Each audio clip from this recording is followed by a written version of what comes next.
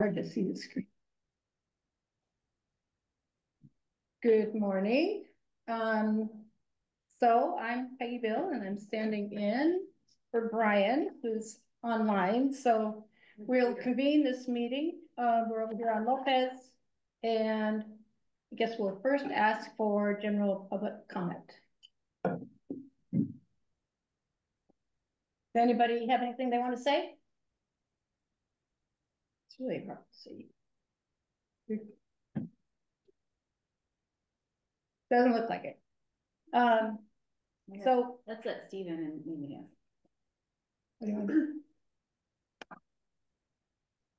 Can you see that screen?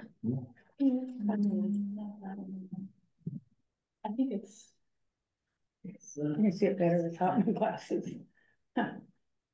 Okay. No, It's the little gap at the top. No. Okay. No comments. So we'll move on to approving the minutes.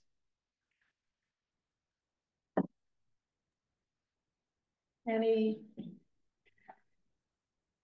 comments, feedback, changes? I have one change. On page 2, the chair and commissioners report, down under the second paragraph, the last sentence, Tim noted there is a new countywide policy regarding tree cutting and saving tree canopies. That's a proposed, yes. I thought I fixed that. Thank you. Oh. I remember when I typed it. Okay, thanks, Tim. Yeah.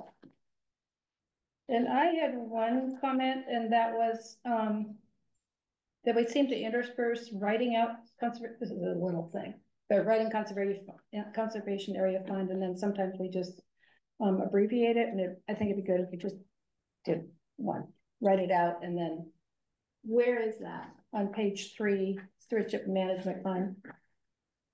Is that under financial? No. Here you go. Thanks.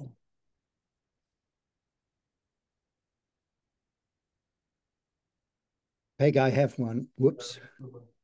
Okay, Brian. Yes, I am unmuted. Under public comment, representative from Orcas Parks and Rec. That representative, I guess Tanya didn't catch the name, but that was Kim Ihlenfeldt. That's IHLENFELDT, I think, who is the director of Orcas Parks and Rec.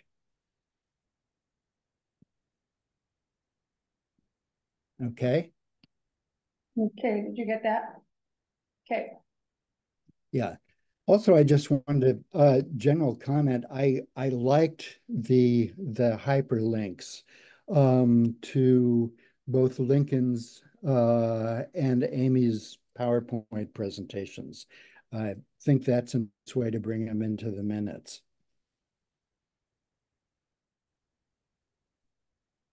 Okay. Anybody else? Nope. So minutes are approved. Okay, moving on. Partner update. Do we have Vicky here? Yes. I'm sure I can. Oh, there you are. Good morning, Vicky.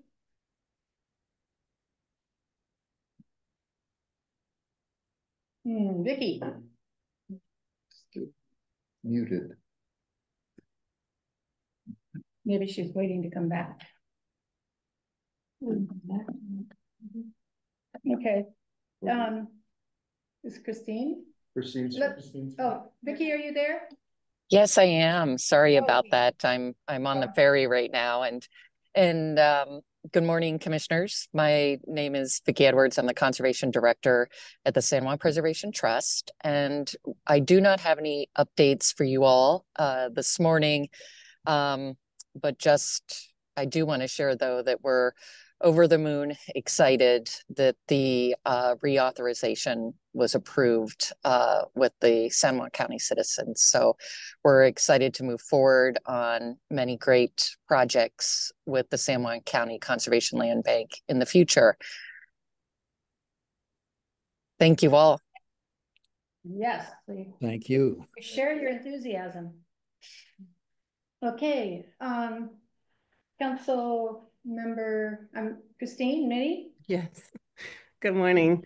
I was really Good. glad that Vicky popped on because I was sitting here getting my hair up in a bun and I wasn't so not ready.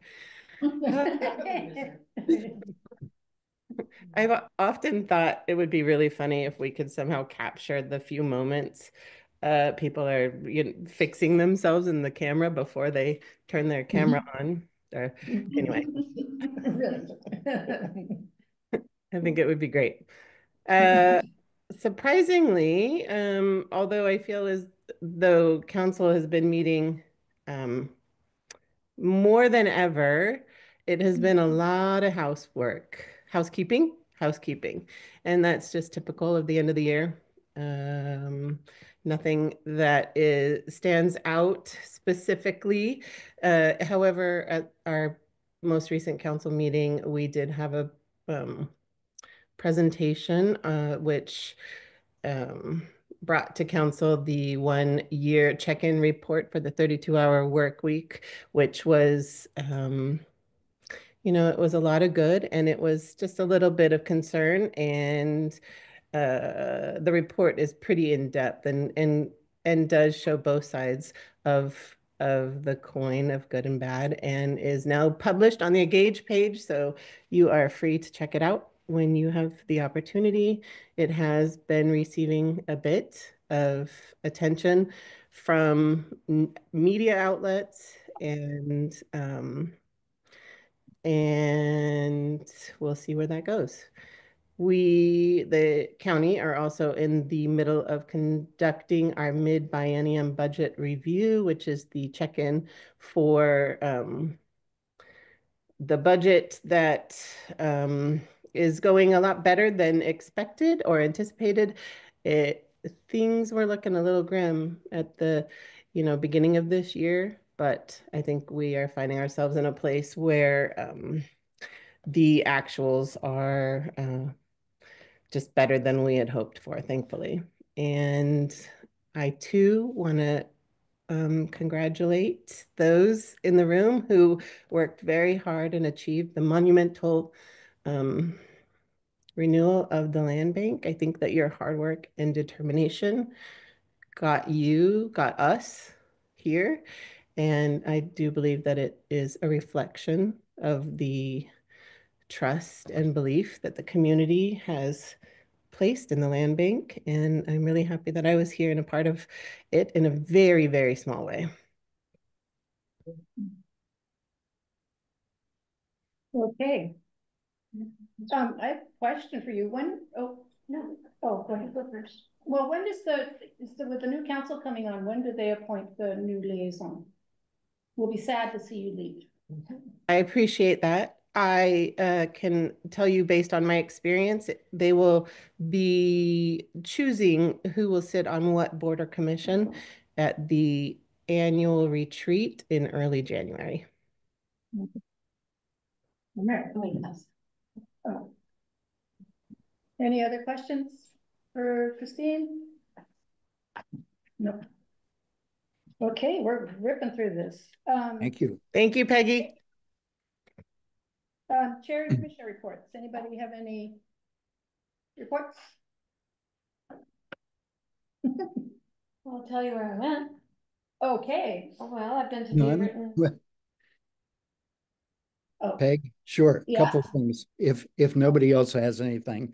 Well, I too want to acknowledge all of our friends and supporters for their hard work in the renewal. We managed to pass it by 67 to 33%. Pretty amazing margin, and it really shows our support and the hard work of our supporters. So thanks particularly to not only our renewal group, but also the San Juan Preservation Trust, all of the affordable housing organizations in the islands, Friends of the San Juans, and apologies to any others I might have missed. But couple of our commissioners were part of the renewal team. Peggy, Anne Marie, and I think Marilyn.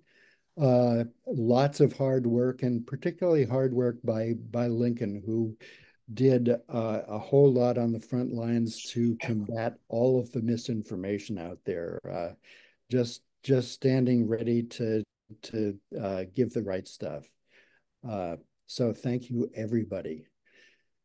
Then the other thing I wanted to mention is that I attended Kim Middleton's bird walk on the Crescent Beach Preserve last month, and it was terrific. I mean, Kim is an amazing birder and teacher and appreciator, and it gave me really a whole new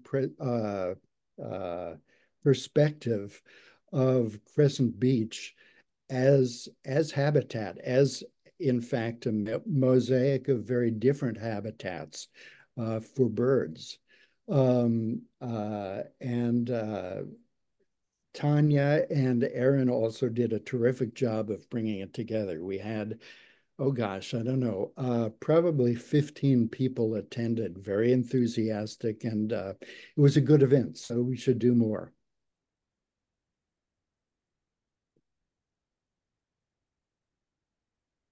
Hey, Marilyn, thank you, Brian. I was on Orcas last Friday and spent a little bit of time, of course, on Turtleback, which is what I'll do every time I hit Orcas if I can.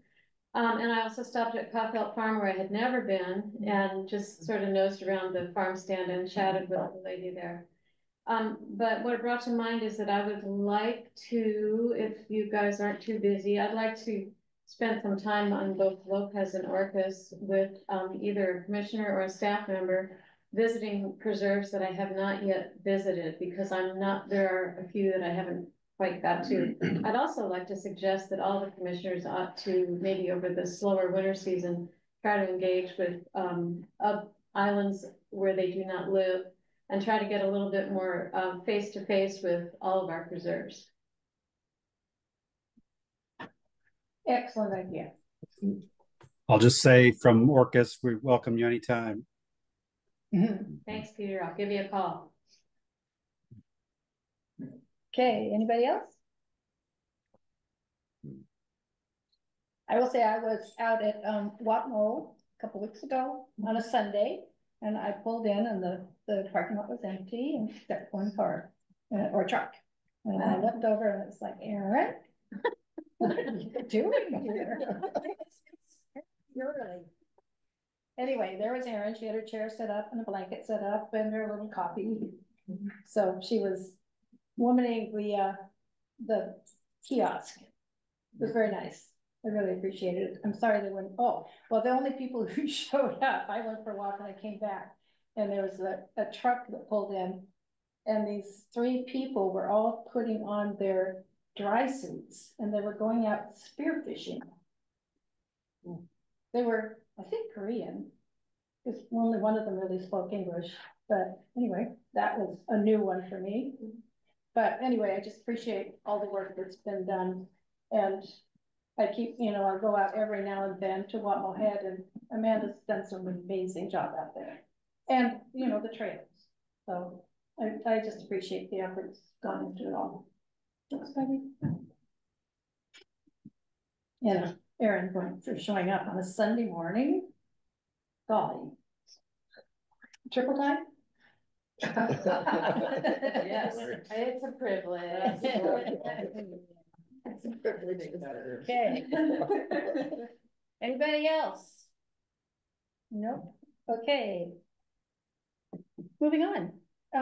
Renew our land bank report. I do believe Krista is going to report out. I thought you were doing assignments or something else on the agenda. Oh, yeah, we're going to do the committee for. Oh, sorry.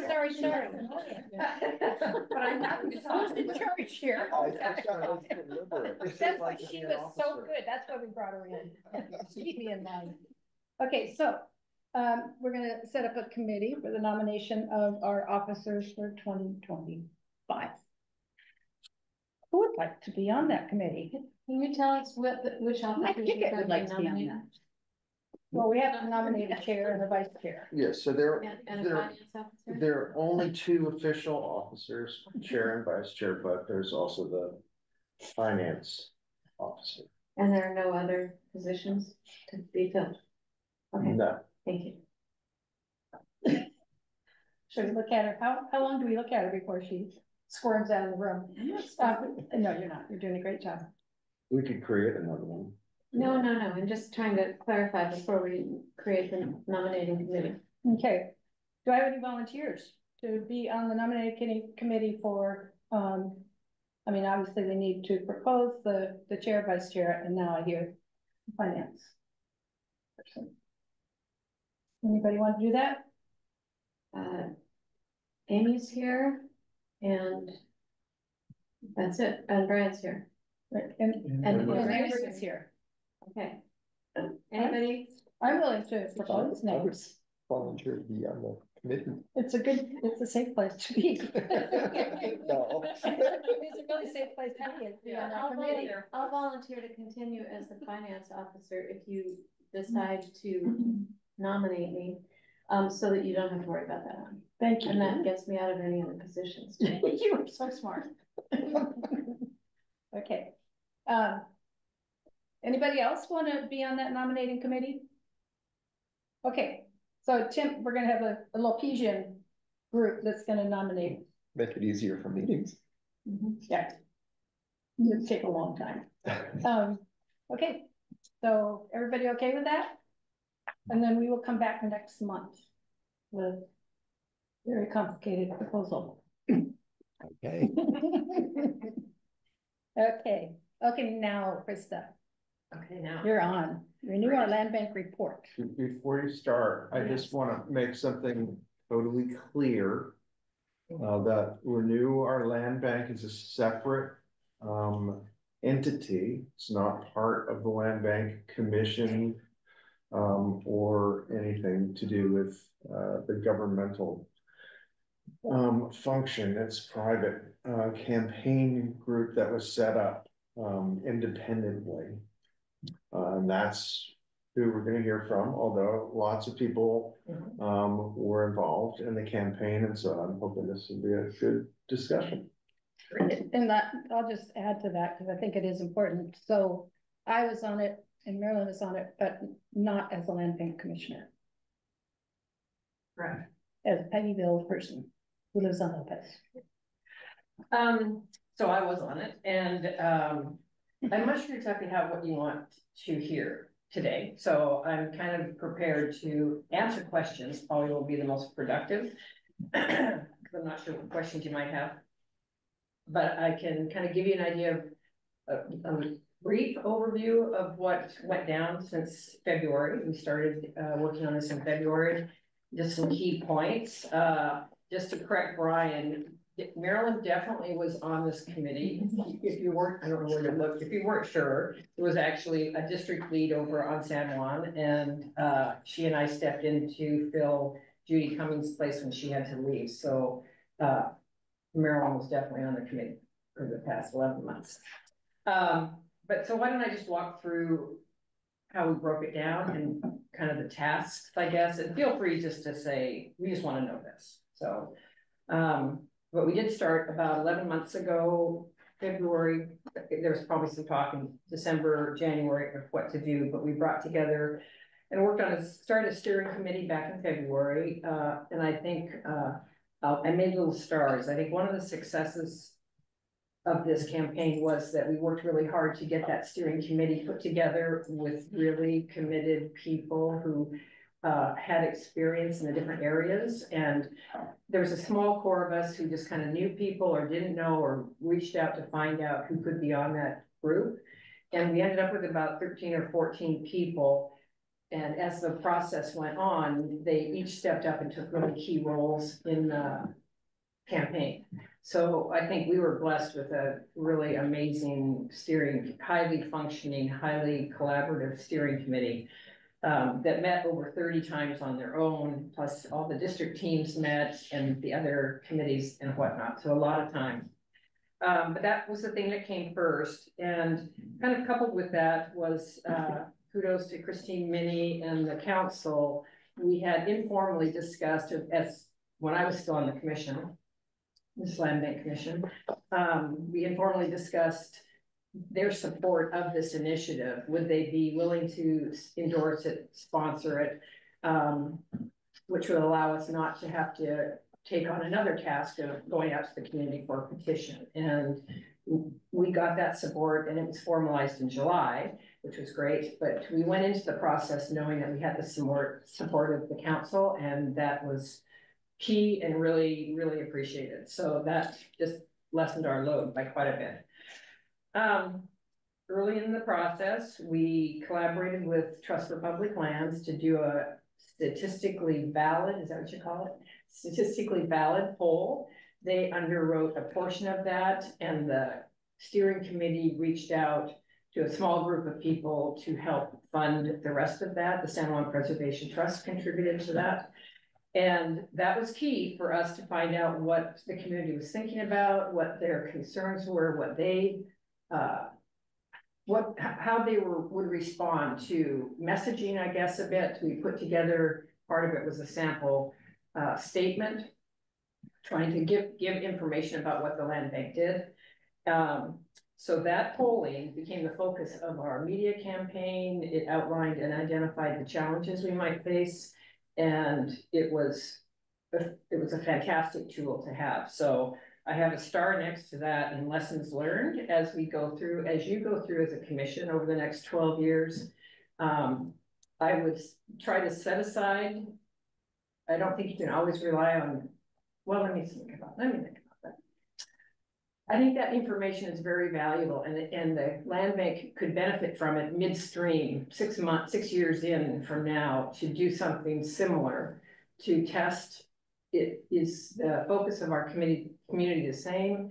And if you do it the way because I was part of the survey and the strategic planning process before I left, and those are good, but this is one step removed. And I think it's valuable information to get, not just prior to every re-up, but midway, to just see if you're really staying connected with the community. It's not inexpensive, but it is worth the money, I think. Can I make one question? Sure. And I could ask Christine. It seemed to me that TPL poll, having that, was really helpful in getting council on board right in the beginning. Would you agree? I didn't. Peggy, what? Did you say TPL? Oh yeah, Trust for Public Lands. I'm so sorry. I was not fully listening. Yes, I do think, and you're asking, was that part of what garnered the support from council? Yes, I was curious about that.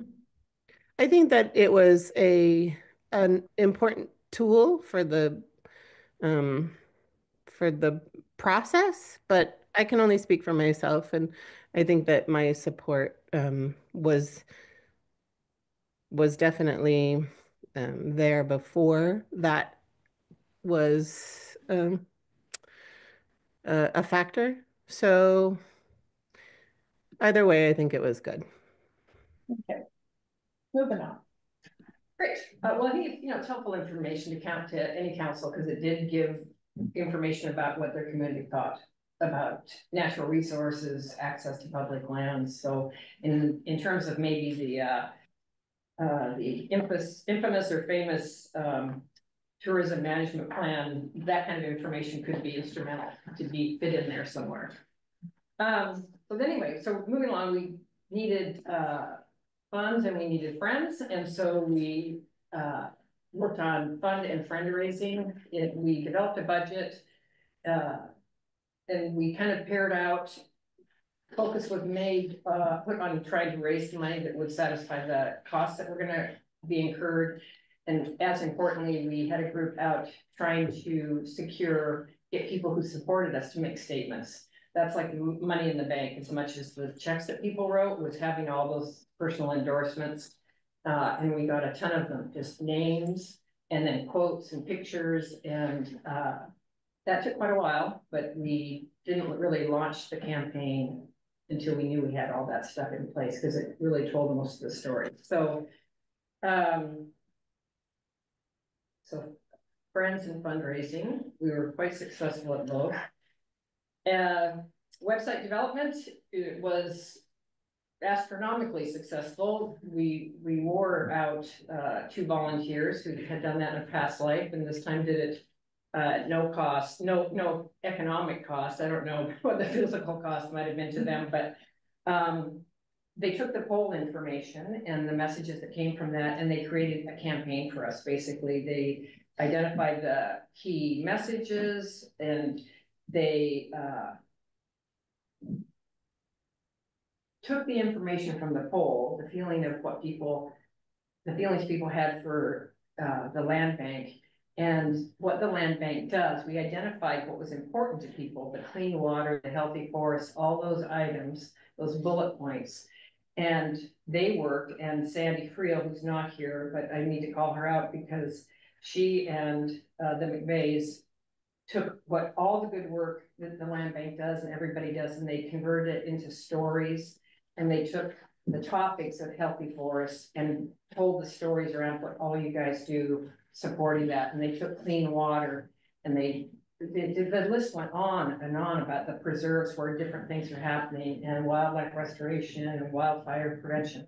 So all those things that were important, they converted it from talking about preserves in general to the item and how different preserves or work on preserves is happening to support that. And that took a long time. And I think, I don't want to leave anybody out, but I think Aaron and Peter were really helpful to Sandy in writing that content for the website. That it took hours. So, but it's a beautiful website. So the lesson learned from there that I would pass on for consideration is the land bank to look at a way where they can continue that connection between the value or the item that the community supports, and showing through stories what you guys do, because I think that really resonates with people, and not losing that storytelling aspect that came out of this campaign. That's something I think that could really work to support the land bank. With all the 10 years I was on this commission, I think I really feel like continuing that personalized connection goes a long way to helping people know who you are or who we are. Just one interrupting point. Sure. That Aaron and Peter did that On as their- volunteers. Yes. Yeah. Okay, for the public record, I will be super clear. These guys worked really hard not to have any connection through work time to do anything. So I know if there's people in the community that watch this and are concerned about that, this was a really tight campaign that was run and really clearly adhered to the rules of separation from work. All these people are entitled to work on this campaign. You're entitled to support any project, whatever election issue that comes up. You just can't do it on your work time if it relates to your work. And these guys respected that all through the process. So I'd be happy to go on record somewhere to defend us. Otherwise, I could have gotten more work out of them, probably. They had done that. Anyway, so quickly, Emery, Emery's got a question. Sure. Krista, I just love the website. I was wondering if there was any way to know how many hits we got on the website and how that flowed through the campaign. But that might be something that's included in the report and not necessarily discussed at this point. So whatever works. Thanks. Yes, I don't have those figures at the top of my head, but I do know we had a lot of impressive, unique visits in terms of the website developers looking at it and seeing how many people came to the site. Going like this, like most people came to the homepage, but as the campaign went on, there was a definite direct trail to affordable housing page with all that information, so that spiked. And it was what was more as important as the unique number of visitors was the time spent on each of the pages. And I'm almost outside of my scope of experience with websites, but people went to the site and they stayed on the pages and read the stories. So that instead of just flip, scroll. But Jonathan McVeigh would have that information, could give us, we could do a summary of how many people went to how many pages, and we could get all that. I think he really noticed the correlation between the little postcards that went out. And so when people received those postcards and when they went back to the site and got more information. So there was, I think it was pretty well visited. So one of the things we did in the campaign, we developed a lot of plans. One of them was the media plan through the McVeighs, and we also had an outreach plan. So people here, Peggy and Marilyn, were both district leads for the outreach into the community, getting the posters out, sponsoring events or attending events, going to the fair, getting people just out in the public. So the media schedule was developed for print ads and online ads and things like that. And then separately, the outreach people in the districts were trying to coordinate with the land bank calendar events that were happening, or other calendar of events, other farmers markets and things like that. We also had Chris Grecian, who was here from Lopez. He did the voter data collection. We worked through a lot of data from the county, the state, and maybe the feds. I can't remember. There was three. We have a county voter thing. We had a state voter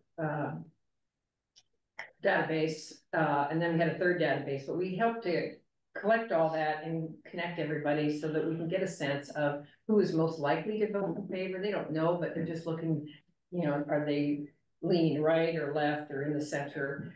And in the very end, we ended up not doing as much voter outreach. Anne Marie had helped develop a plan for that near the end to get out the vote. But we didn't utilize that as much because we knew the vote was getting out. And, but we were just kind of tracking on how fast ballots were coming back, and we didn't know how people were voting, but we got a sense that there was a good response.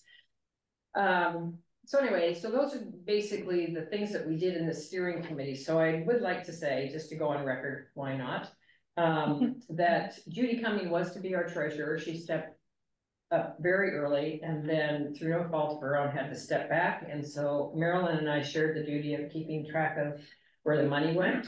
Barbara Courtney over on Orcas helped develop the fundraising plan. The communication team was Jonathan and Alicia McVeigh, Peter Fisher, Judy Whiting, Sandy Creel, and Frank Greer, and Stephanie Celine, thank you. And then our outreach teams who kept information going from the committee to the districts, Nancy DuVoe and Marilyn took care of San Juan or District 1, and Elaine Shiozawa was Orcas, and Peggy Bill was here on Lopez. And Karen Vetter was our county liaison. So she worked as we were developing and talking about the ballot language and what we could say or what would be great to say. She kept contact with the PA's office. So that was a nice link to have early on. It was really very helpful. Okay, so that's all. I should just answer questions if you have them. I have 11 months of stuff I could tell you. But... So I have a question.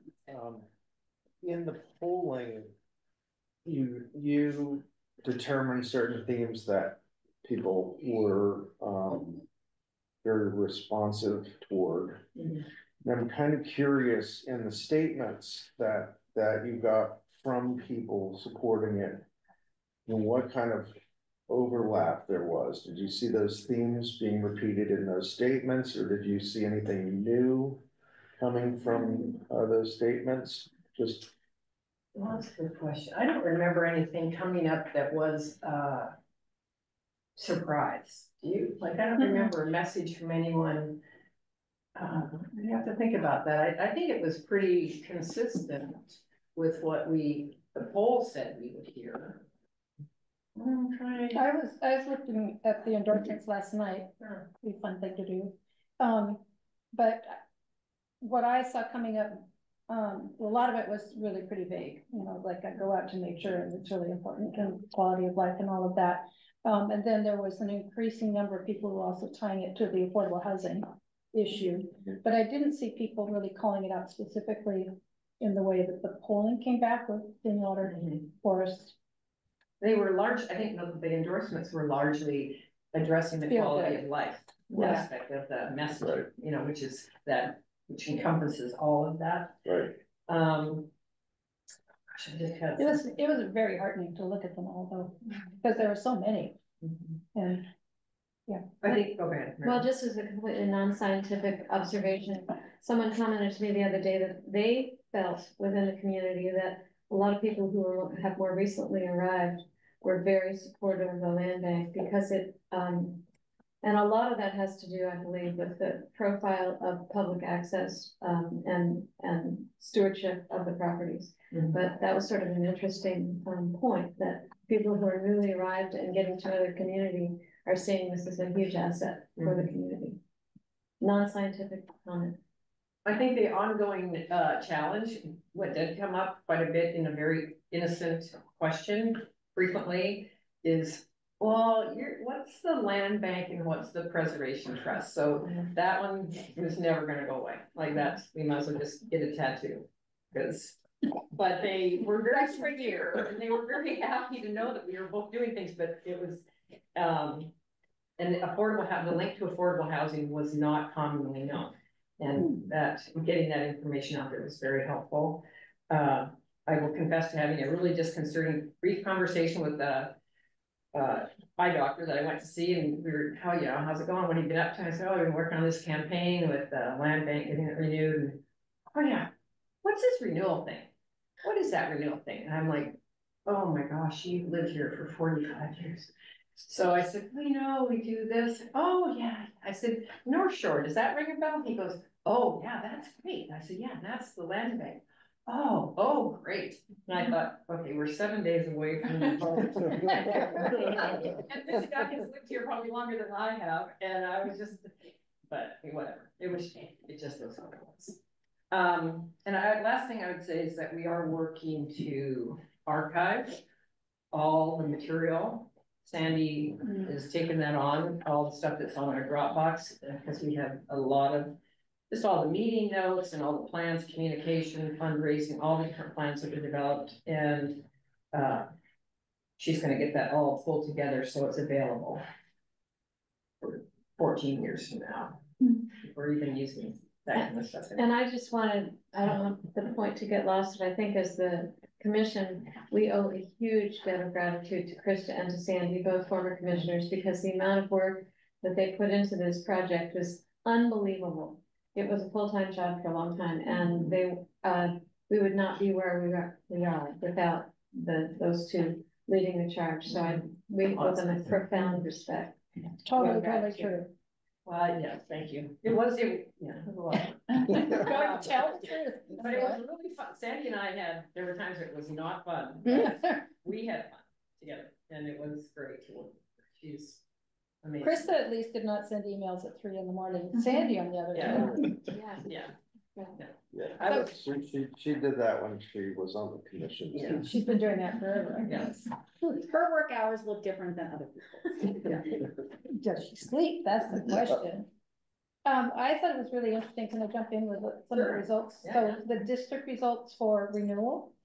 So in 2024, District 1, 62% approved, compared to 2011, 48%. Wow, that's big. And then in 1999 was 68. So 2011, it really dropped down. That's when we barely passed. So District 2 was 72% for 2011. That was 52. Again, that was part of why we barely passed. District 3, Lopez, 73%, yes. And total other islands, 68%. So, and District 3 in 2011 was 67%. So we kind of stayed up there. The other islands were 55% in 2011. So the total was 67% pass, which is remarkable. And it's really exciting. And then also turnout, I guess, voter turnout was 85%. So that's pretty good. San Juan County is renowned for a high turnout. And at one point it was looking like we hadn't really stepped up to the plate in that way, but and then just kind of, this is this is an email from Sandy, so there's some information in here, but, so there were, 12,270 votes for Proposition 1 and against. And then District 1 County Council seat, maybe I shouldn't go into this, I won't go into that. But anyway, it went really well. And I'm really proud of everybody, because, you know, you guys here, it's partly why everybody loves the land bank. Yeah. So, and again, I wanted kudos to Marilyn, to Krista and Sandy, especially for leadership. There was a stellar team, and the TPL guy, David Weinstein, who lives in Montana and does campaigns all over the West Coast. I can't remember, he had like 25 things that he was working on all over the country. And he said, I have never seen such a stellar team. I don't take any credit for that, but some of the people on that team were incredible. So we were really lucky. So David did say that TPL, Trust for Public Land, worked on, I think 24 campaigns around the country. Similar kinds of things, all about financing conservation, and 23 of the 24 passed. I think they were still counting votes on that last one. And that the total amount of money that was dedicated to conservation in the vote was about 16 billion. And then other campaigns they did not work on, which were also conservation related, so and did an additional 16 billion. So a lot of people out there across the country were voting for conservation measures, regardless of other things. Exactly. Yeah, TPL was a great partner. Anybody else want a question for Krista? I guess. Oh, go ahead. Well, I was going to say that one thing that I was curious about when we first saw the polling results was the number of people who had firsthand knowledge of land bank preserves, which I think is something that's really increased. I was kind of amazed and questioning of that number, but I think that when you look at a lot of the statements that were made that were so personal, it's really, it bore out that a lot of people are getting out onto the properties. Yeah. Brian. Okay, I just, oh, sorry, Jesus. Go ahead, Brian. I didn't see the hand. Oh, Peter, I was going to defer to you. I'll go afterwards. Go ahead.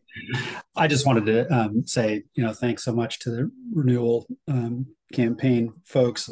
I know Krista and Sandy, I had quite a few communications with Sandy in my off hours, and I know they just put in a ton of time, and it was, so valuable.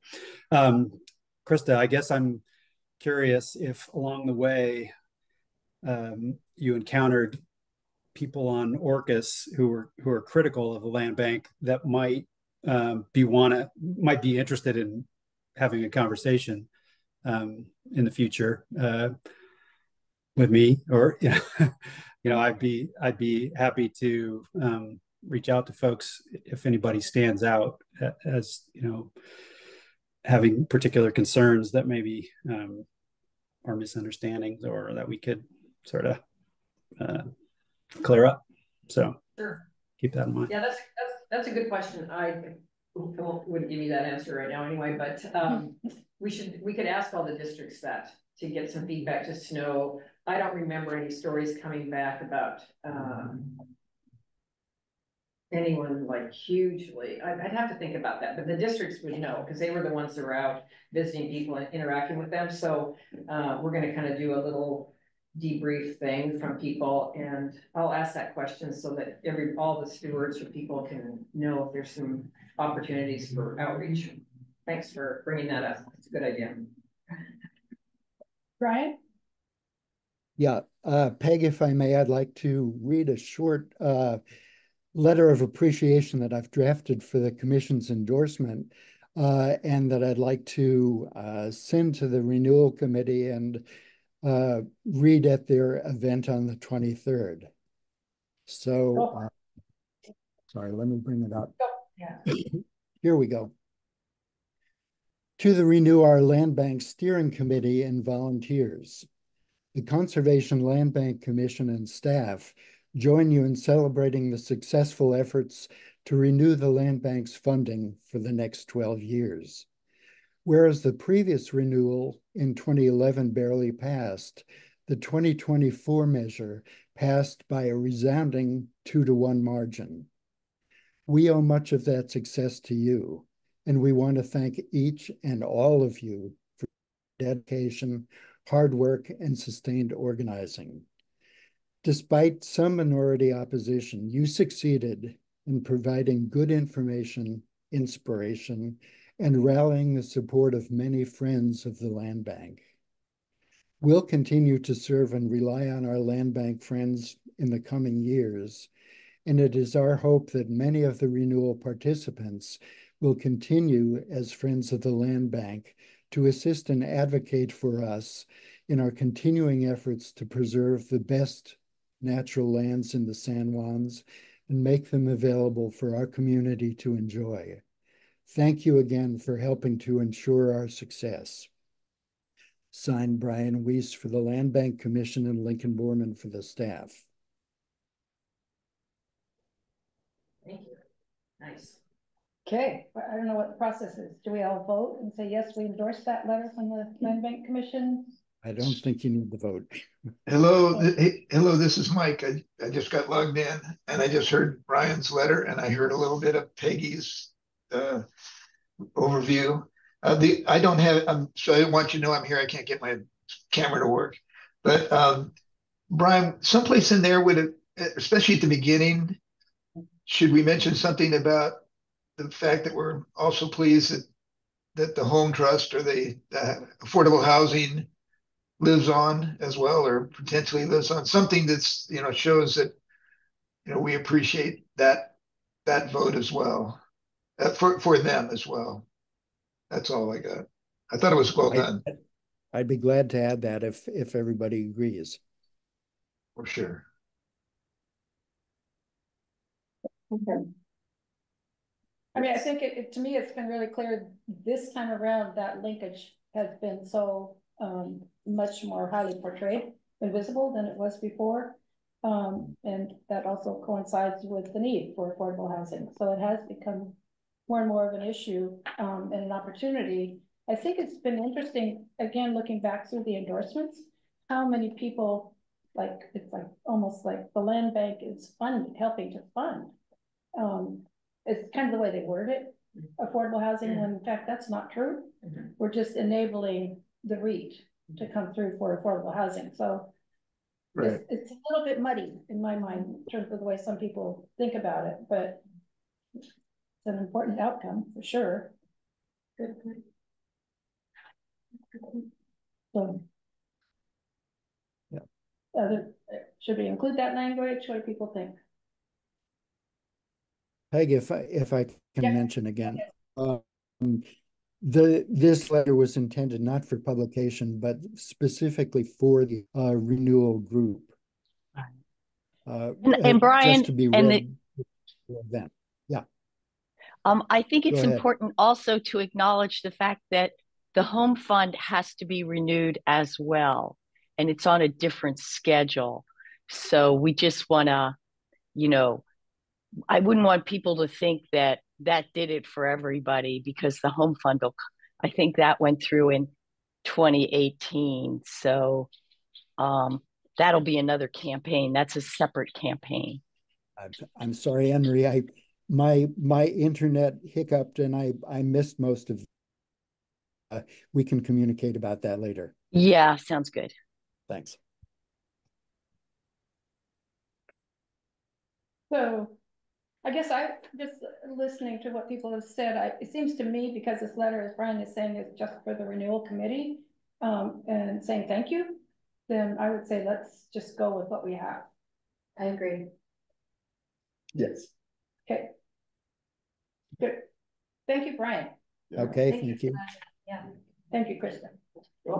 We'll keep saying thank you to you. She says. Okay, Tanya.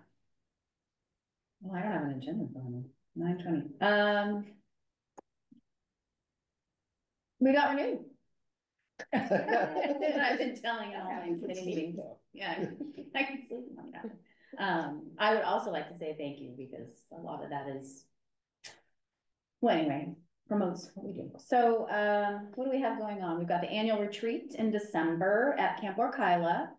If you aren't coming, you can let me know. Otherwise, I just need a head count for lunch. And there are 2 events coming up. There's a planting party at Watmow Head on the 22nd.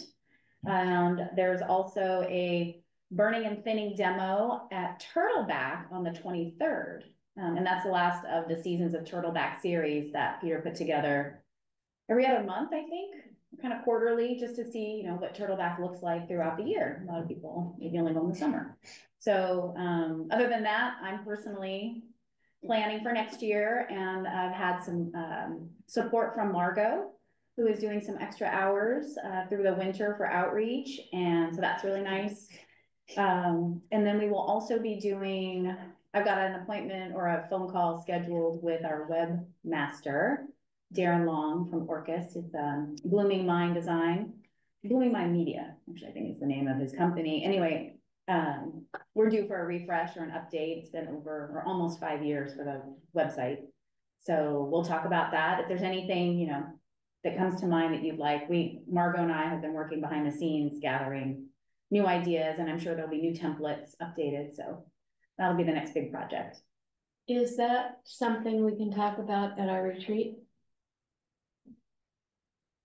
Yes. Well, I'm curious whether the commission will have any input on ideas to a website redevelopment. And how soon do you intend to publish? Well, next year. Next year. Yeah, yeah. I'm not sure what his schedule is, but yeah, we can put that. I'm sorry. There's a lot of things bubbling in my head. So Margot has done a great job. Like, we've been talking about what we would like the web pages to look for the preserves, having continuity and simplifying. So I can chat with Margot. She is very organized and already put together a template, kind of what we're thinking. But a lot of it depends on that we use WordPress and they provide templates, and then you put the information in. So it's kind of cut and paste at a very simplified level for me. Darren does all the hard stuff and then all the plugins for the maps and things. But so it's more about finding a template that we like, and then we can just plug all the information in. So yeah, we could talk about that. I don't know the retreat, how many topics we already have, and if there'll be time, or maybe it's something that comes up in the communications committee and then brings it over. It's all up for grabs, I guess. Oh, one question. Is the retreat going to be Zoomed as well in case any of the commissioners aren't there? I don't know that we decided. Okay. I need to check in with Orkyla about their what their options are. I mean, I assume there will be a projector and a screen, but I don't know. Okay. Obviously, our hope is that people will be there in person. Well, that's our hope, but I just like to make sure that we have access for anybody who's not going to be there.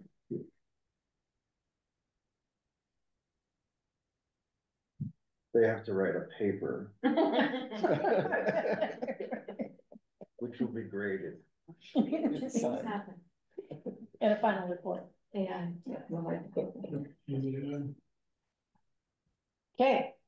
We're barely wrong. Thank you. Yeah. Okay.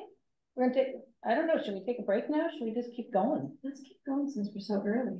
Yeah, we are early. Not my opinion. Okay, I'm gonna take a break.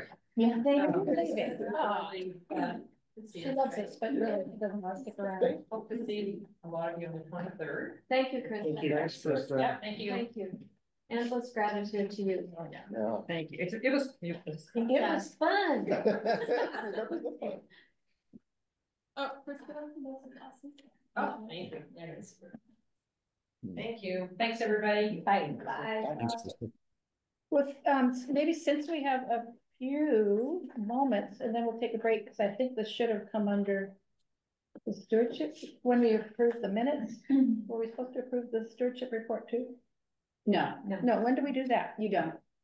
We don't, well, then I have a question or a comment. We talk about it in a couple of minutes, so at 10:20, stewardship report. Oh, thank you so much. I didn't study my agenda well enough. Okay. I'd say let's just keep moving. Great, so Okay. we already started talking about retreat topics, which is the first subject. And I think talking about website development is fine. Obviously, there will be an outreach component of the annual retreat. We always talk about outreach, but it'd be good to recap this year and think about going forward. Certainly, one of the things that I got out of this year's experience was feeling like we needed, particularly in some of the things that I did, which was really all about providing information on the land bank and going to different groups. It really seems like we need to have a better understanding of the different groups that exist around the county and to try and create a regular schedule so it's not all done in year 12. Because I think it's important to keep touching base with the community. And this is, as everyone knows, this is a hard community to reach.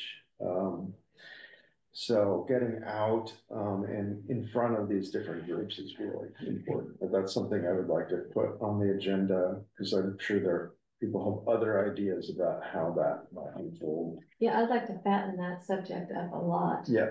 And make sure we have enough time, because I think one of the real teachings of the entire campaign was that we can do a better job, even though we do a good job, we can do an even better job of telling the stories of the land bank and making sure that we are timely and accurate and clear with our information, not only about the organization itself, which I think is kind of important, but about all of the work that we do and all the projects that we do. I want to make sure that we have enough time to really think about that. And this in no way is a criticism of what the land bank has been doing, but I'm really aware that we're in this hyperactive social media time now, where people get their information is super important, and misinformation is rampant. So I think we need to be aware of that and make sure it's a big fat subject in our I mean, instead of 5 minutes, maybe 20 minutes to talk about that. Thank you. Lincoln, I really agree with Marilyn on that. I think how we communicate needs to be kind of a bit of a focus for us. And it's one of the things that I think really comes through is how much that whole communication vehicle has changed. You know, and we tend to think, oh, we got to get this in the press and we got to get this in the press. And we're thinking about newspapers and online, things like that. And, you know, we are mostly in an age cohort that is very different in terms of the way other people are consuming their information.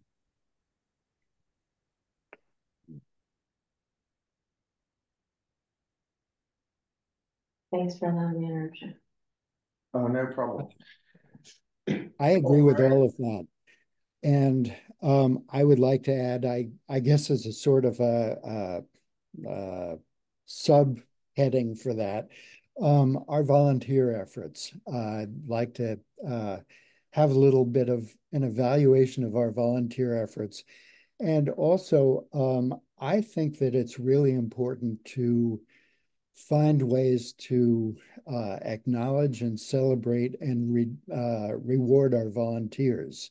And my thought is that I hope that if people from the renewal group continue on in some kind of function as a Friends Committee, that they will, I know they have some funding, and that they will help doing the things that we haven't been able to do in terms of somehow acknowledging our volunteers.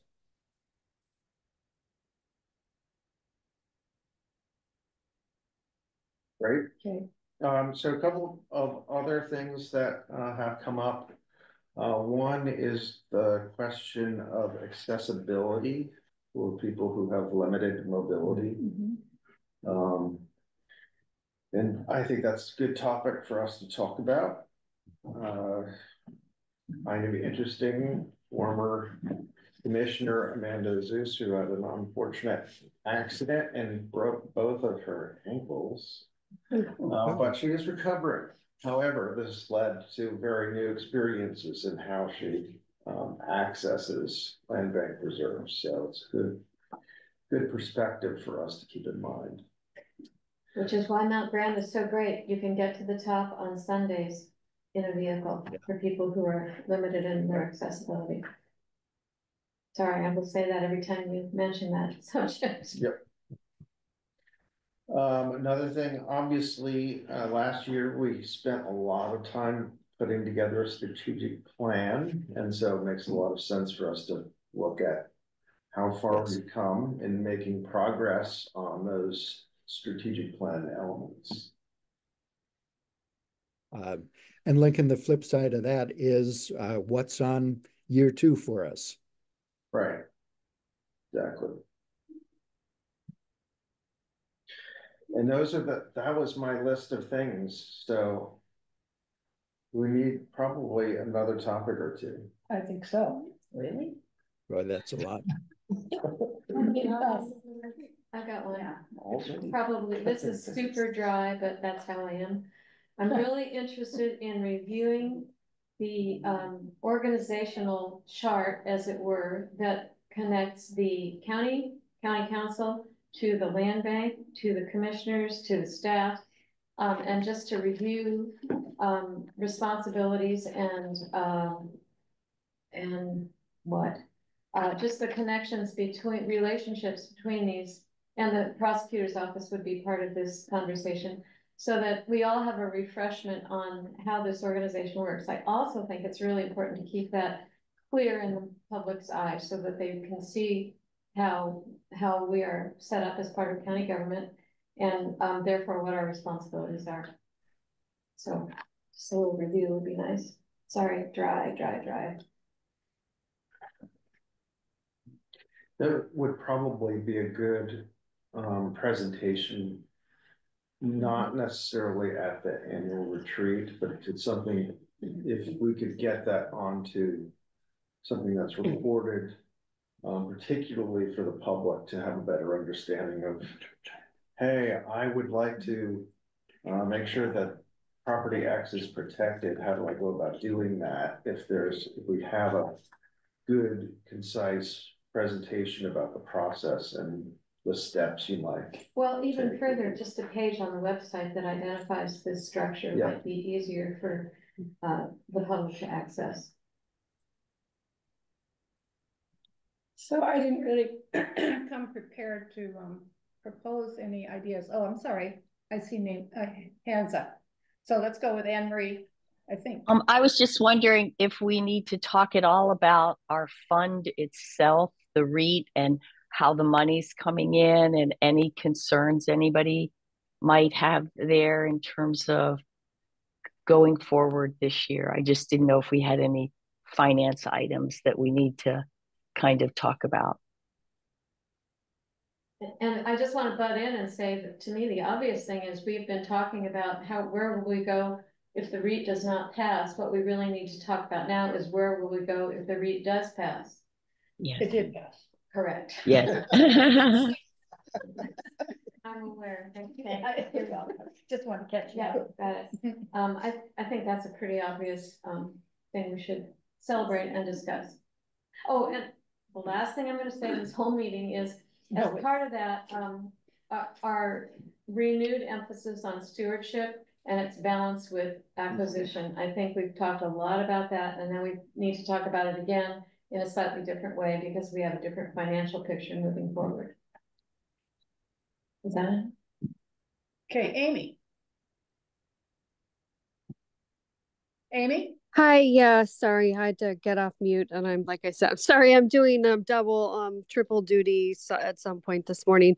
So back to Marilyn's good comment about better understanding the sort of relationships across um the county and the land bank and even internally at the land bank.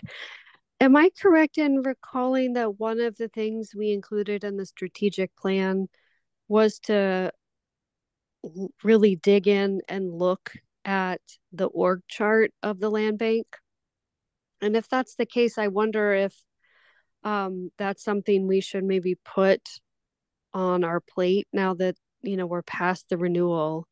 And maybe we could even create like a subcommittee or something to sort of start that conversation. But I was just, it reminded me when Marilyn made her comment that I don't think anything had been done about that piece of our strategic plan. And so I just wondered if that's something we could consider. Thanks. You are correct, Amy. That is on our year 2 strategic plan program. Okay, so I will just say I would volunteer to be on a subcommittee to start that process, whatever it might be. Thanks. Lincoln, this is Mike.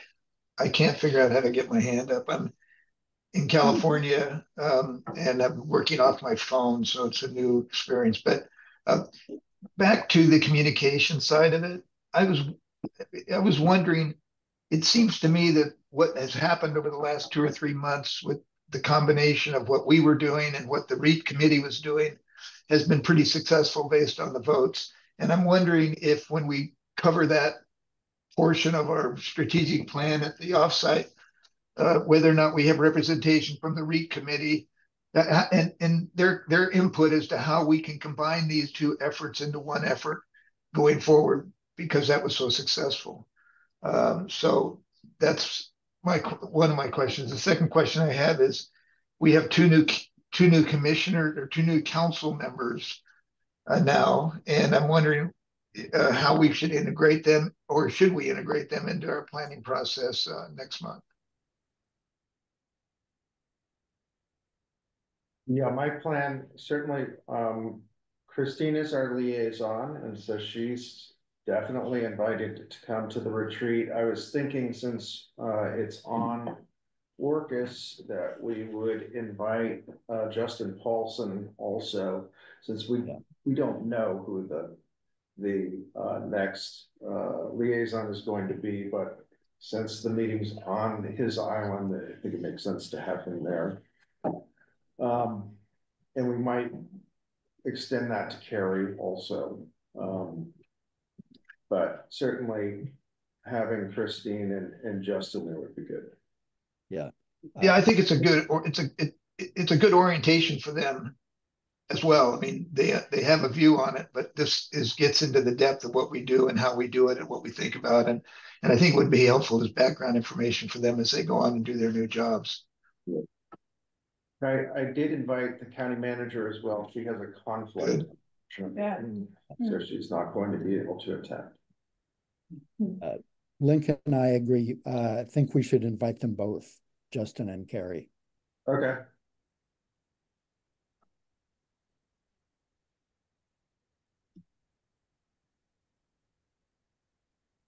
Is John going to be the facilitator?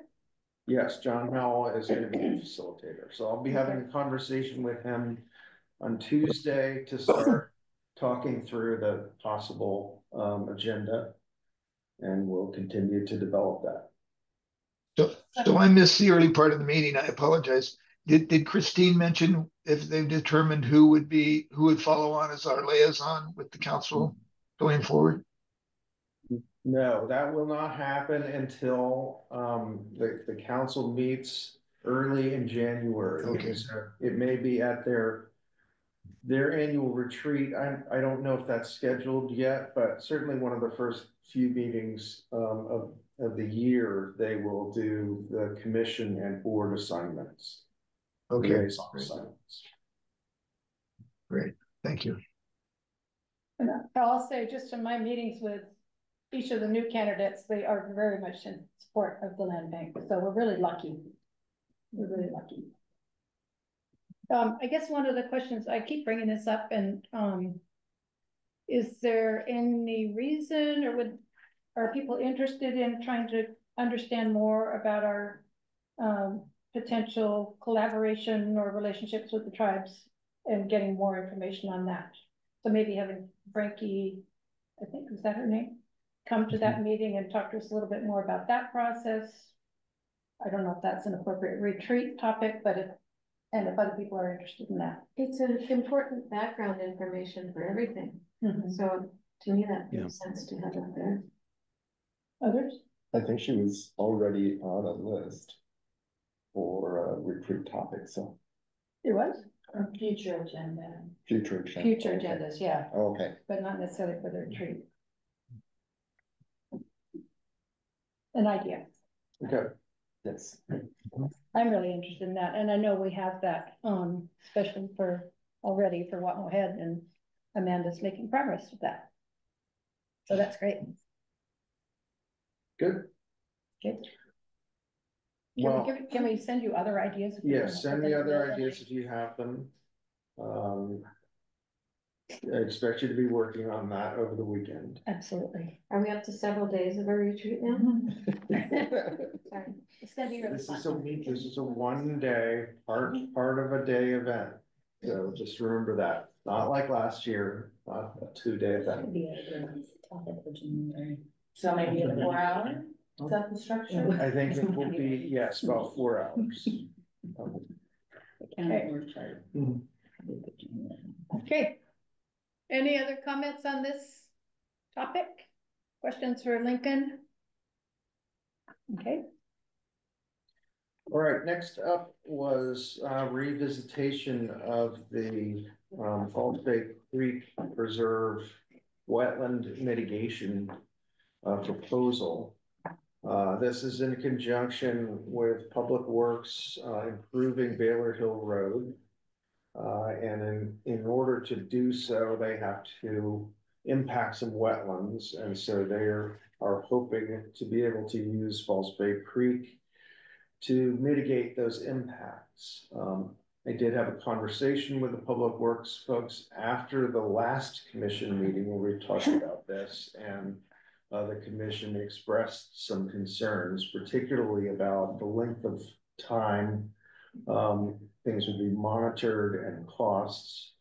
And I think they've tried to revisit that and address those concerns in the mitigation agreement that you see, that memorandum of understanding.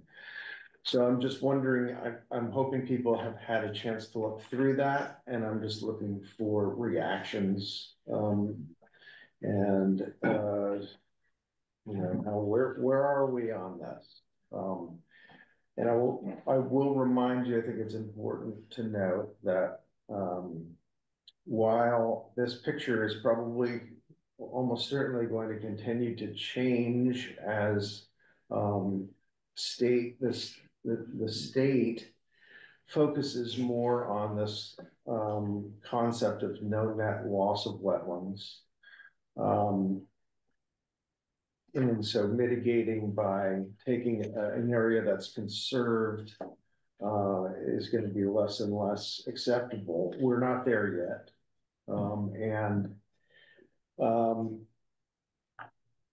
I'll stop there and just look for reactions to the proposal.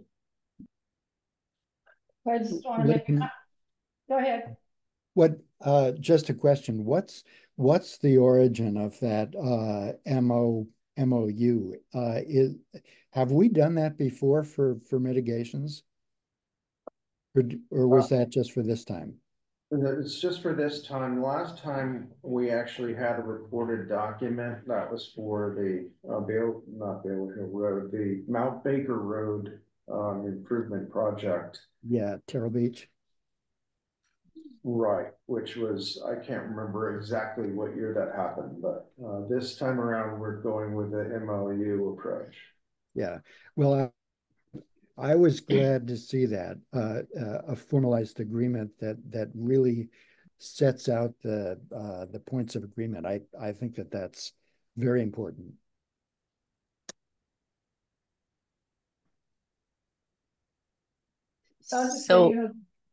So I have, we're talking about the wetland mitigation area agreement, right? Correct. Yeah, I just had two questions.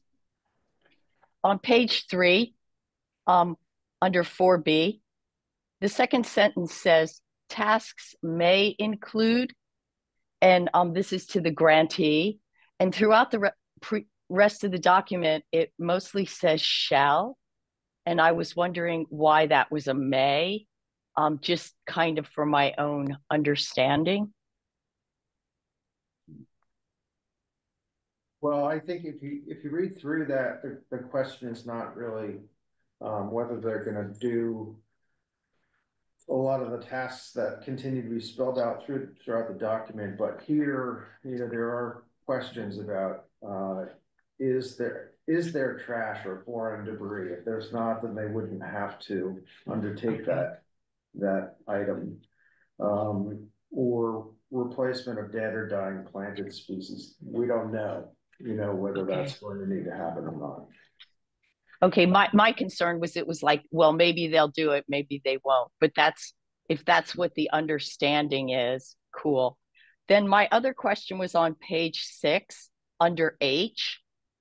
It says in the first sentence, except as approved by San Juan County.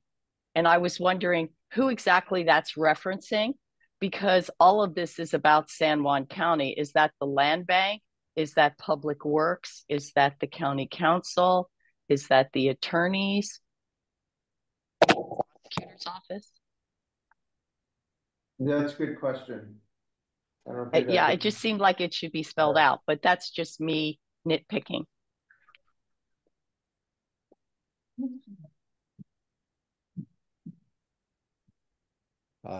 We have John Kane here. Maybe he can answer that question. I assume this came from the PA's office. Yeah, I'd be happy to talk about that. I haven't seen this before, and as much as you on the commission might be interested in nitpicking it, I'm probably even more interested in nitpicking it. So I haven't reviewed it before today, but I am quite interested in doing that. So I hope that's encouraging, but even if it's not, it's true. I guess that brings the question, who did this come out of Public Works? It did come from Public Works. Okay. Okay, so then should we expect that you'll review it, John, and then maybe come back with any comments or changes that we talk about in our meeting? When does this have to be done? Is there a deadline? It's dated 2025, the agreement, so. Yeah, we've still got a little bit of time. Okay, good. You don't have to do it this weekend. I appreciate that, but I certainly plan to review. Thank you. Okay, good. Okay, any other comments? Peter has a question, Peg. Peter, hi. Hi. So, hey, John, I wonder if when you're reviewing that, you could also have a copy of the land bank's wetland mitigation policy that the commission approved a couple of years ago that lays out, the logic and kind of some of the things that the land bank was hoping to include going forward when these kinds of requests come in. So that's great. If you don't have a copy of that, we can get one to you. Thank you for sending me a copy of that. Appreciate it. Okay, Brian. Yeah. Following Peter's comment, I just want to say I was happy to see a formal legal agreement for this. I think it's important. And particularly one that addresses the issue of durability. Is that the word, Peter?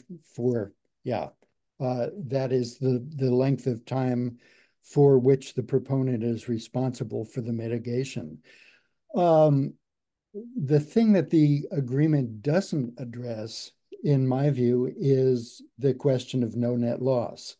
They're mitigating on an existing wetland that's owned conservation land. And my feeling is that for the moment, given that it's a small project, less than an acre, or I guess a little more than an acre, it's an enhancement of that land. It's a small project, so it's okay. We're doing well. But I would like to see a copy of our mitigation policy attached to that agreement as a heads up to Public Works for the next time around. It's basically saying we don't want to see additional mitigation projects take place on already conserved land bank land. We would like to see new land used for mitigation, and we'll help facilitate that. But I would like the policy to be attached to the agreement. Yeah, and it's an issue that I've raised with the county manager already, mostly to think about projects going forward. I do think that's something that the council really needs to talk about or think about also, because it's not just us. We're not the only entity affected by these kinds of projects. And so I think it's really going to be critical for the council to come to an understanding of where they need to go with this. Because ultimately they will make the decision on these kinds of projects.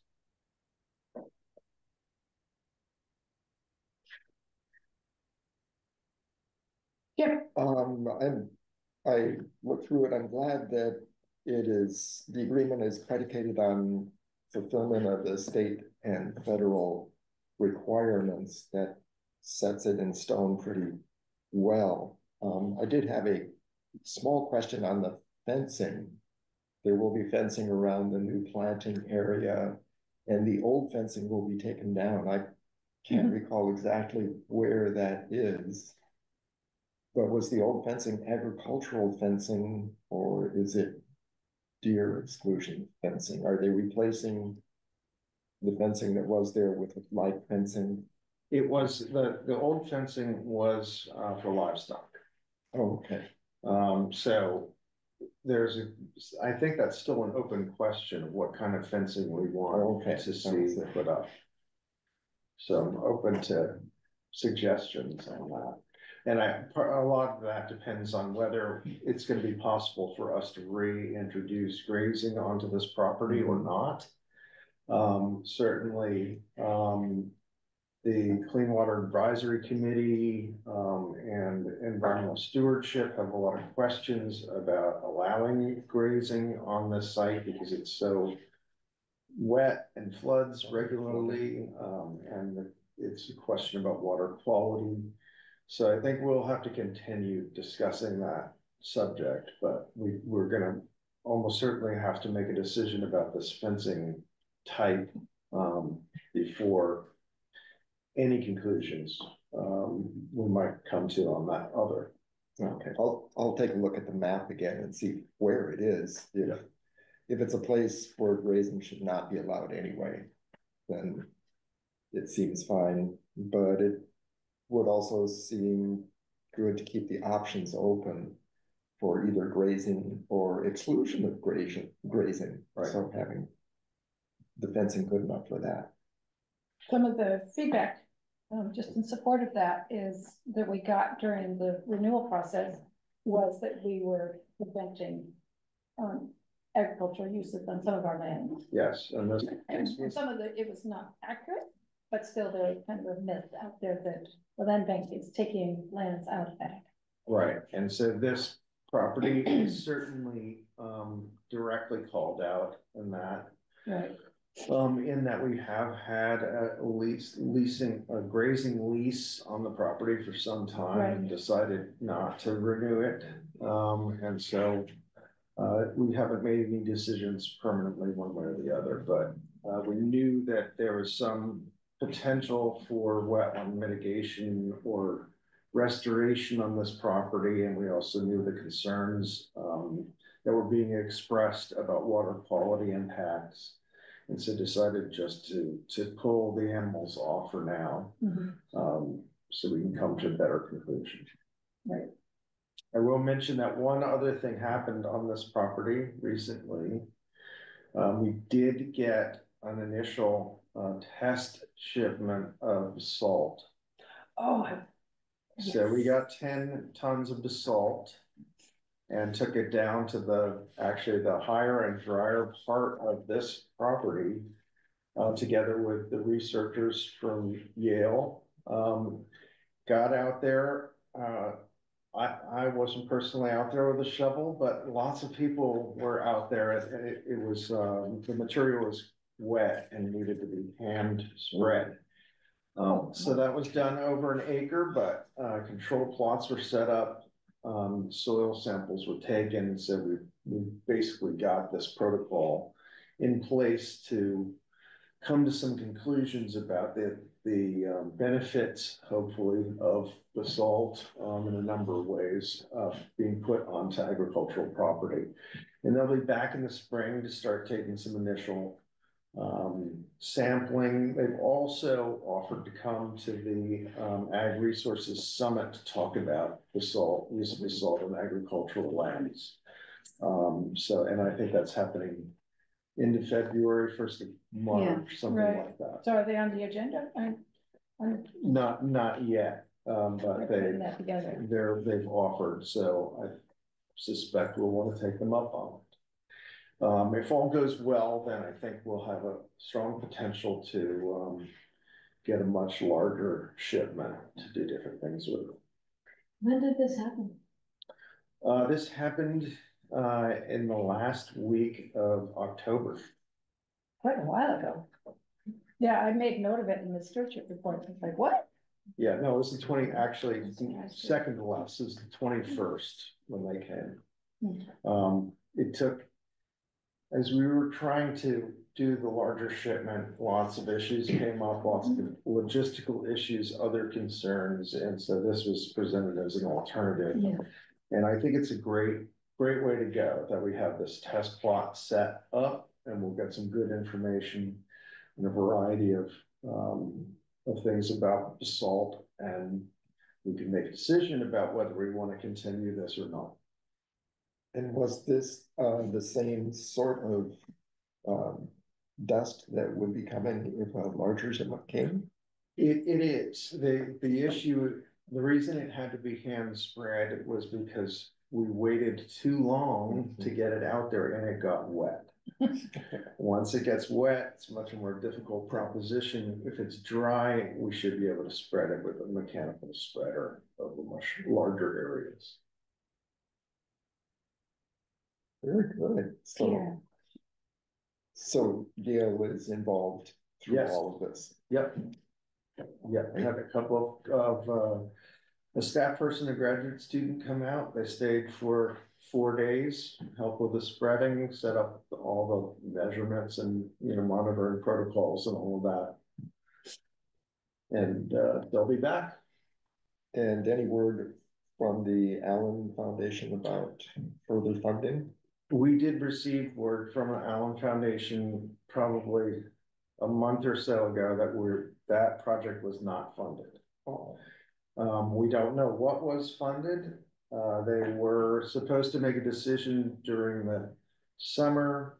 We know other applicants have been informed that their proposals were not accepted, but we do not know which proposal was accepted or what's going on. Okay. So does that affect the forest thinning and other projects that? It removes a funding source, but I don't think it will slow us down all that much.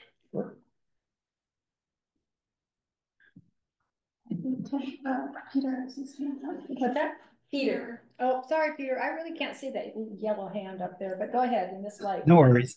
Yeah, Lincoln, I'd raised concerns about potential weed introductions from quarries because they're kind of notorious for that. I was thinking, assuming the person that's doing the monitoring is focused on the carbon sequestration and ag sides of things, I wonder if we could use Jason Anches through our contract, with the Noxious Weed Board to have him monitor for weeds, that might come up next spring, summer. Maybe just a periodic check or something. Yep, sounds great.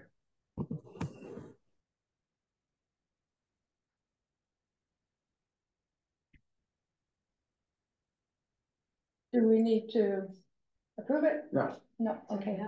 no, we can, I'll continue to talk about the MOU. John will review it. It'll find its way back to you for final approval. Should we take a quick break? Marilyn's taking a quick break. Why don't we take a quick break? Let's come back at 5 after. And record. Okay. So I think we're moving into the stewardship report. We start with what now? Sure. Yeah. Let's start with what now? On that. Okay. We have the final draft of the Watmel Bay Stewardship and Management Plan. You've seen this several times. So big thank you, Aaron Heltham and I wrote the plan, been reviewed by staff and commissioners. We integrated those comments and it went out for public comment for 30 days. We received 1 comment in that period. And so we did not make any changes to the plan from the last time we looked at it. So we're bringing it back to you for approval, consensus approval. It will get a final approval with a budget. Is that right? In a public hearing. Right. Okay. Anybody have any questions about what's in the plan? Or I'm just curious about what the public comment was. yeah, so it was about some experiences around the beach and boating at Watmel Bay. So it was a mix of comments and observations. So one about actually boats landing on the beach. And as we commented, or we talked a little bit about not having motorized landings, which also I believe is in the BLM's RMP, but they're still kind of working on implementation. So I think there's kind of comes back to a level of outreach that's needed and education about what the rules are in Watmel Bay and how we're actually gonna let people know what they are. And there was another one about just comments about the number of boats in the bay. And we have the 3 mooring buoys that are the eelgrass friendly type, and a desire to work on outreach around anchoring out of the eelgrass. So I think it was a good comment, but there's also just some limitations, like we don't really manage how many boats can go in Watmel Bay. Yeah. Sort of on the thread that I was thinking about, do we have responsibility for the maintenance of those buoys? We do. Do we perform that on an annual basis or? Mm-hmm. Yeah, they're inspected annually. It is a budget item for those 3. So yeah, they get inspected annually, and we were kind of on a every other year, probably replacing some part of it that gets damaged. Okay. And my third question related is, in here you have something about eelgrass mitigation. Isn't there something, I don't remember what it was, about trying to establish eelgrass in that area? Did I not see that in there? Okay. No, I think it's more related to outreach around encouraging boaters to anchor out and not in the eelgrass. Right. And there's also some, maybe it's about the either county or state is resurveying eelgrass beds. Right, I'm aware of that. Yeah. Okay, I was just curious as to how successful reestablishing eelgrass was. Okay, yeah. We don't know. I think there was a reference to a group that is looking into that in there. That may be what you were thinking of. There's working groups about protecting eelgrass, surveying it, and beyond that, we refer to in the plan. To try to follow strategies related to keeping it on site, but there's no active proposals for restoring it. There was some reference related to, the grant that the Friends of San Juan's had gotten to help us redo the mooring buoys to protect eelgrass. There was some information in the plan about that. This is the only site that we have responsibility for marine waters. Is that true? Or where else do we talk about? And what other sites, just refresh my memory, do we interact with eelgrass? Judd Cove would be one. North Shore now would be another. Crescent Beach? Yes, no? Beach. Well, it's a little more further out based on the maps I've seen, correct, Peter? Yeah. Well, it's a big subject. Yeah, I mean, surely it's all interrelated, right? But where we have the actual meadows. Yeah, and our ability to reach boaters, how do we do that? I mean, do we have a particular way? We don't, I've been thinking of ideas, and so one thing we did this year was relabel our buoys because the paint had faded. And so my vision is to try to get some maybe QR code or a way that like links out to a web page with the information. Friends of San Juan's has developed maps, and those are posted like at docks around the county. So there's still more work to do, and I'm open to ideas. And we have partnerships in the county. So Frankie is the marine program, and busy does the marine resource. So being able to tie it into their efforts so that we are all kind of communicating and sharing information. Have you ever talked to the publication 45 Degrees North? It's a boater's pamphlet, and we used to have a little, they would allow us to put a little disclaimer or little 2 sentences in there about those buoys. And a lot of people read it. And what's it called? 45 Degrees North. 48 North. 48 North. Frankie, they have an ad, is it MRSC? I always get the acronym confused with the, but I'll double check with her. Because I know in the past they worked with, that sounds familiar. Well, they list places you can anchor. Yeah. And so they list the buoys, and at that particular spot, they allowed us to get a couple sentences in, which was. It's a long-term promotion of don't anchor in the eelgrass, and it's been going on for a long time. Yeah, yeah. So it's not unknown. Have we ever had any push or request to add more buoys than we have there? Rick Hughes was really. Rick? When he was a councilman? Yes, but it's come up for sure. So the issue is that having the mooring buoys in there in the eelgrass is great, and that people will moor and not anchor. I don't think there aren't enough of them to protect the entire eelgrass area, because what you'd hope for is the mooring buoys and boats being moored to those, basically including other people from anchoring. So it's a distance thing. On the other hand, having more mooring buoys will attract more people to come use the bay, and so it's a. No, I'm just curious. It's an ongoing debate. Also expensive. Yeah.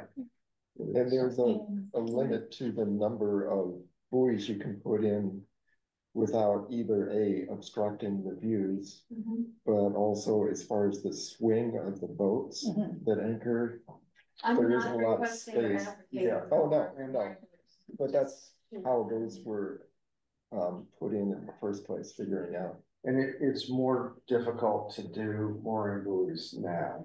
The Suquamish tribe is routinely objecting to any mooring buoy. Okay, So it's pretty hard to get one. so Brian's got a comment or question. Yeah. Amanda and Aaron, the plan was sent out to the tribes, wasn't it? That's correct. And so we haven't heard any comment from them. That's correct. Okay, because I think that collaboration with the tribes is going to be a big part of the implementation of the plan or the ongoing stewardship. Also, the Historic Museum, no comments or further developments from them? Timing is perfect because Amy just showed up. We're still on board to assist. Hi, Amanda, nice to see you. Yeah, happy to help however we can. Hopefully we'll still be able to get the, or go for the Heritage Capital Grant to assist with them if we decide that's how we're moving forward. I've forgotten the name. What's the name of the organization? Historic Corps? Historic Corps. Yeah. Are they coming? I need to follow up. Okay, great. Yeah, I don't particularly have anything else to say. If anybody has any questions? Well, yeah, I called Amy yesterday just for an update on what was happening, and I thought you gave me a pretty good overview in terms of what the process is, what the commitments are in terms of matching, right, et cetera, et cetera. Do you want me to go over that? Sure. I think everybody appreciate that. Yeah. Okay, so it's related to the house. Yeah, so Amanda and I talked earlier this year with Jade Fairston from Washington State Historical Society, who oversees the Heritage Capital Grants program, and the land bank could leverage the purchase price as a match for a Heritage Capital Grant. So as I recall, I think we decided there was about $1 million that could be leveraged because you can't use state funds to leverage against state funds, I think is part of it. So we could get up to like $300,000 towards the preservation of the house. Then you just have to find somebody to do the work. Obviously we'd have to apply for the grant. And it's a 2-year cycle. So I think we can apply again in 26. Yeah, I think we can apply again in 26.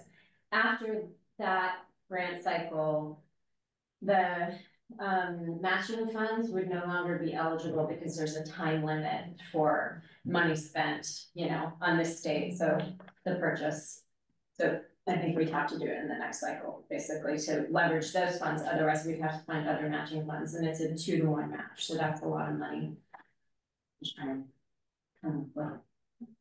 So I think one of the questions before all of us is what about the house and what do people want to do? When we did the public meetings, there's a lot of local feeling about the importance of the house and its historic presence and all, just everything about it. Yeah. Logistically, what makes sense and what makes sense for the land bank and or in partnership with Historic Museum. What do we want to do? And I don't know how or when that gets decided. I mean, in the management plan, it's not decided yet. No, Yeah, but it's not. The management plan lays out a little bit of a framework of to keep the house on site and to work with partners and outside funding to try to stabilize the exterior. And basically to try all the avenues before any movement of removing the house. Right. And we've confirmed it cannot be moved off site. Yes. Which I think is a good decision. That would have been nutty. But I would have loved to see that. Yeah. So very exciting. Yeah. And to me, anyway, it doesn't necessarily make sense to move the house anyway. Taking it out of context just sort of destroys some of the historic value, not all of it, but it's really about the fact that the Chadwicks settled there and who they were and what they meant to the Lopez community and. I really do love the idea of the collaboration with you guys about interpretive signs, one way or another. Yeah. Could be really fun. But I think I heard also some feedback about people a little bit concerned that if we do that, that somehow it's gonna be more of a draw to get more people out there. A few interpretive signs? Yeah. Do we think that the reef net interpretive sign out at the preserve here draws people there? I don't think No, so. it does not. People I can just tell you find that. it when they get there. Yeah. Yeah.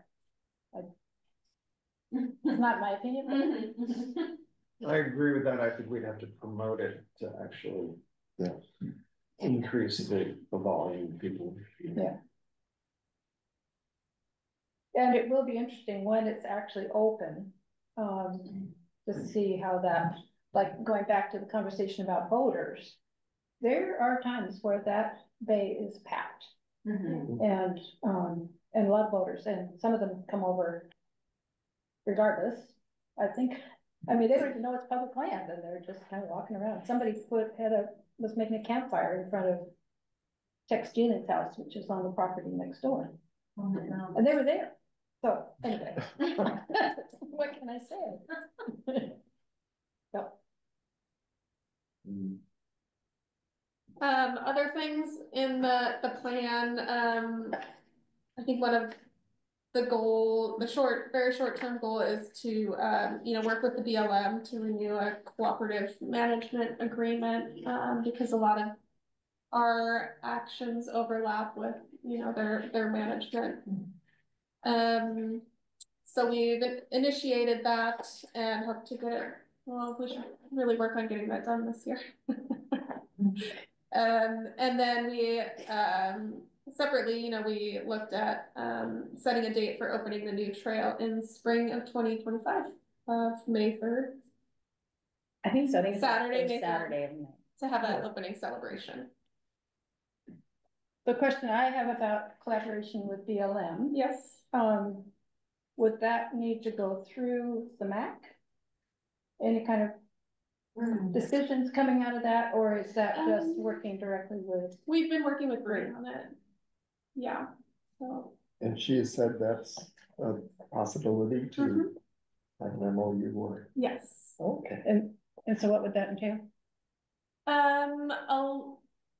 The primary goal is to kind of outline maintenance responsibilities of what's already there. So like what we're both contributing to the parking lot and the outhouse and you know, monitoring the site. Yeah, since we have that access easement to the beach. And then some just kind of framework for planning on like next steps. Is that right? Does that cover everything? Yeah, I think preparation for if they need to close, how to share responsibilities around maintenance and funding. When I mean close, it would be for kind of special events or fire or things like that. How we would kind of be in agreement because we use their access point. So Federal government shutdown. well, it wasn't. You know, we're thinking or no BLM. Bree was talking more about ceremonies or fire or but yeah. So I have two other questions. Caretaker, because it's still there. And I thought there was a kind of a decision that that's not something where the land bank does very easily. It's so the caretaker position is in the plan in the maybe preserve overview. And the path is that the house is not going to be a residence for the caretaker, but that we could establish a separate RV site for a caretaker. And it just kind of leaves that as an option. It's not happening immediately, although I am thinking about it and how to structure it. But yeah, there's some challenges, pros and cons, to having a caretaker on the site. Right, and so last conversation we had, and Bree was here, there was a conversation about how they would want to use something like that, but anyway, yeah, it's fine that it's there as a placeholder. And then another question, if some of the tribes wanted to have some kind of ceremony or use the property, how would we do that? That's also kind of broadly covered in the Cultural Resource Center, but we're Right. also our cultural resource section, kind of taking a step back to let the county framework progress. To have so then that would be kind of fall under Frankie's purview or organization. How? I think it's more about like it's not her decision point. It's how to kind of let all these initiatives and have structure for how to move forward and make sure we do more broad contact, how to separate government from government with a lot of the kind of nonprofit entities or individual contact. So just trying to get a handle on how to navigate, I think, different entities and relationships. And to be in communication with her about advice. She's pretty well informed and has a consultant that can help also kind of troubleshoot things that we may not think through or have experience with.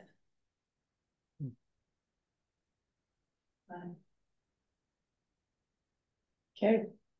Well, I'll just say that we certainly anticipate being asked to have access by some of the tribes or one of these other intertribal organizations, and we're open to that. The issues we have are more around, and there are things we can do and things we can't do.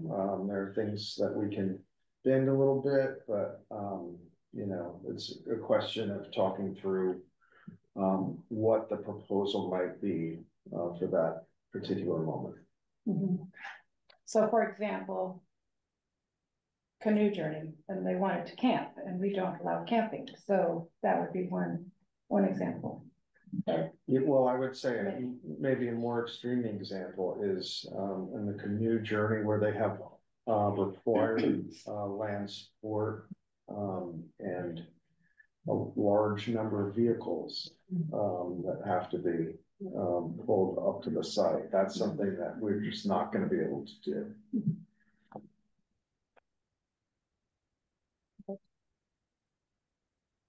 Good. Okay, any other comments about it? I just want to say, I think this is fantastic. Really well written. Good job. Something that. So do you want to maybe have a consensus approval of this? Oh, yes.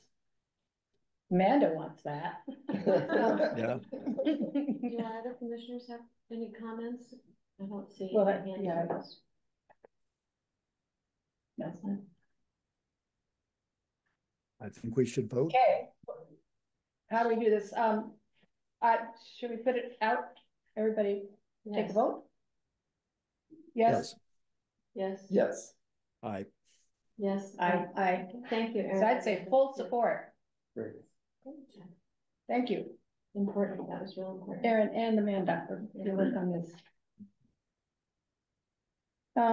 Okay. I can do a couple more Lopez updates. Oh, yes. So, since we're still in stewardship, this week, we completed our project, down at Watmow to have the sport court removed. This is like a 1,600 square foot asphalt pad, that used to be a basketball court. And so we put that contract out to bid, and a local contractor, Lopez Sand and Gravel, did the work, and they just scraped it up with the excavator really smoothly.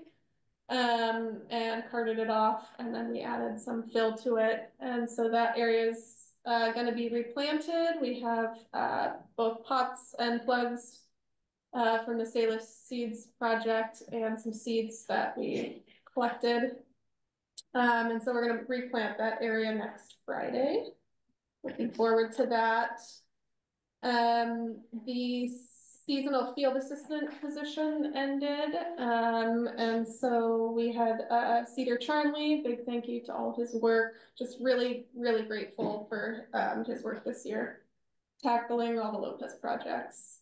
And so he was on site at Watmow this week, and that was his last days. So. I don't know if I have any other Lopez updates. Just to add to the sport court and stair replacement. And stairs. Oh, yes, yeah. One of the requirements we had from Arcia was to have an archaeologist on site. We did not have any issues in either locations, so both of those went off without a hitch. Yes. So there are new stairs in place? Yes. Exciting. In the same spot. Yeah. Very cool.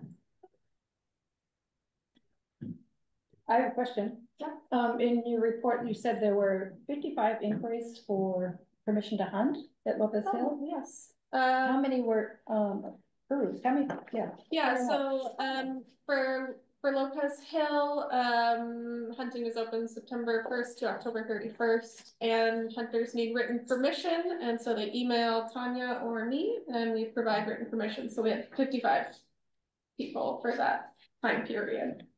Do we have any sense of how many? Not that I really care, but how many got here? We don't. So Fish and Wildlife collects that information, but it's for the whole island game management unit. So that's about all I can find out. Did the hunters ever call you back and say?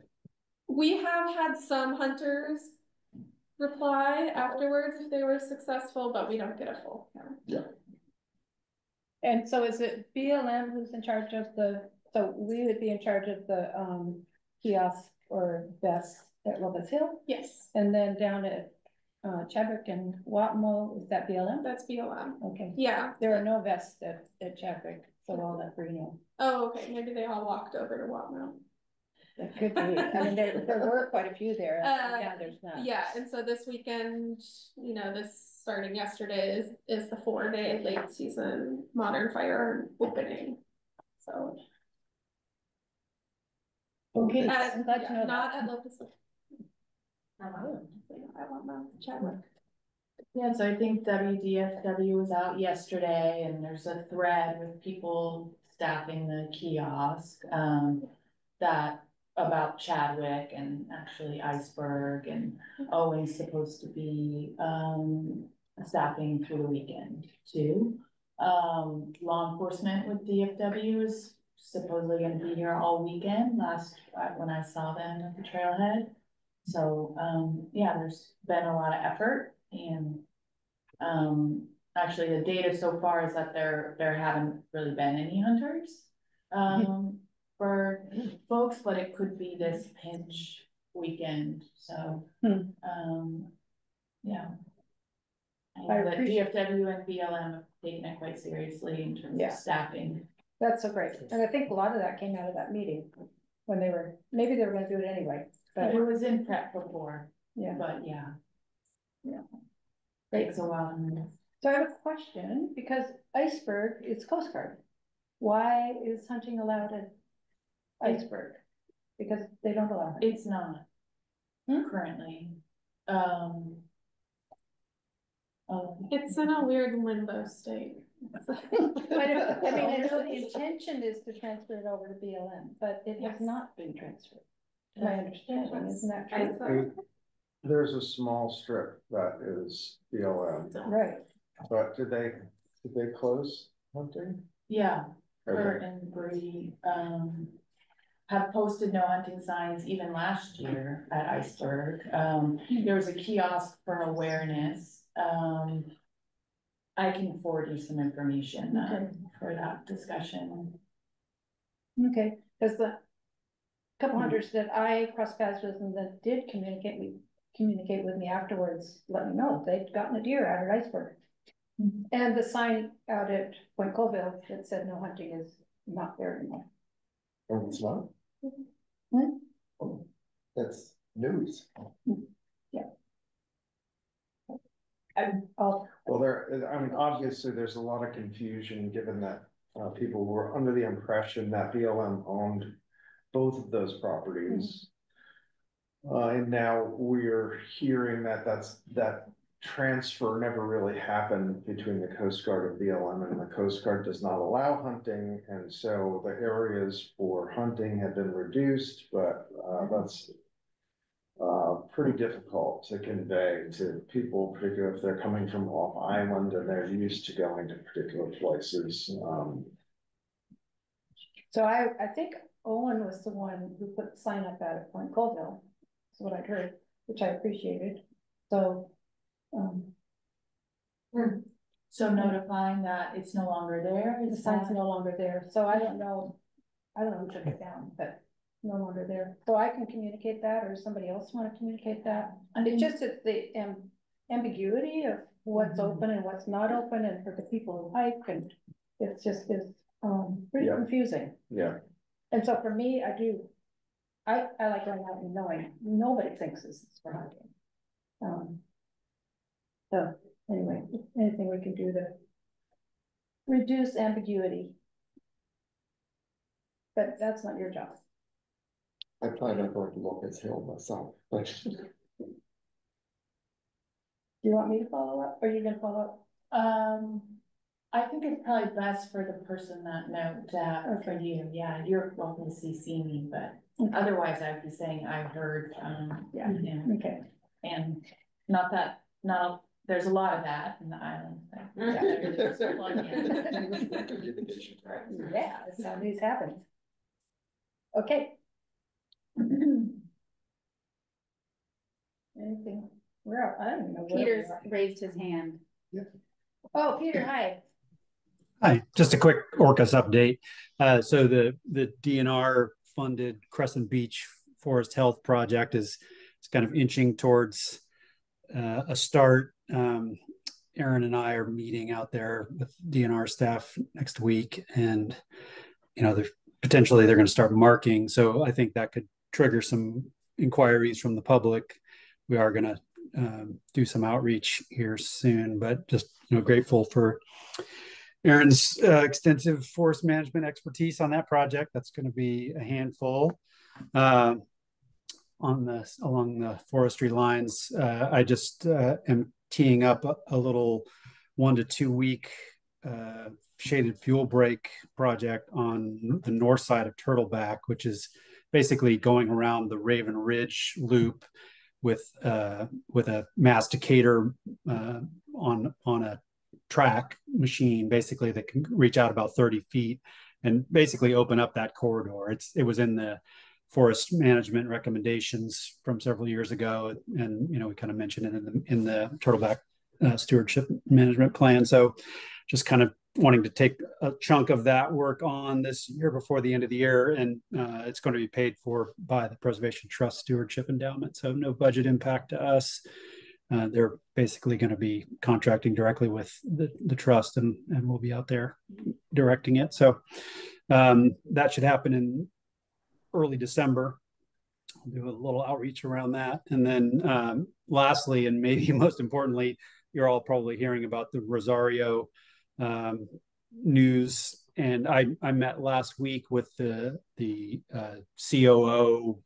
I think he's the executive vice president of Signal Hill Petroleum. So they're the Bartow family, the former owners of the resort. We met to talk about the water rights acquisition that we're hoping to do.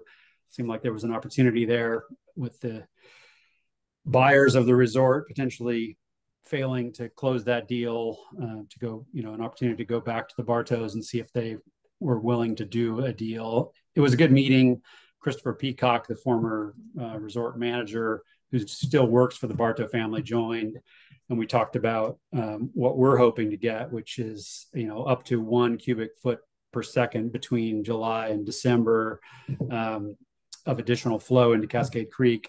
And they talked about what they are potentially willing to sell.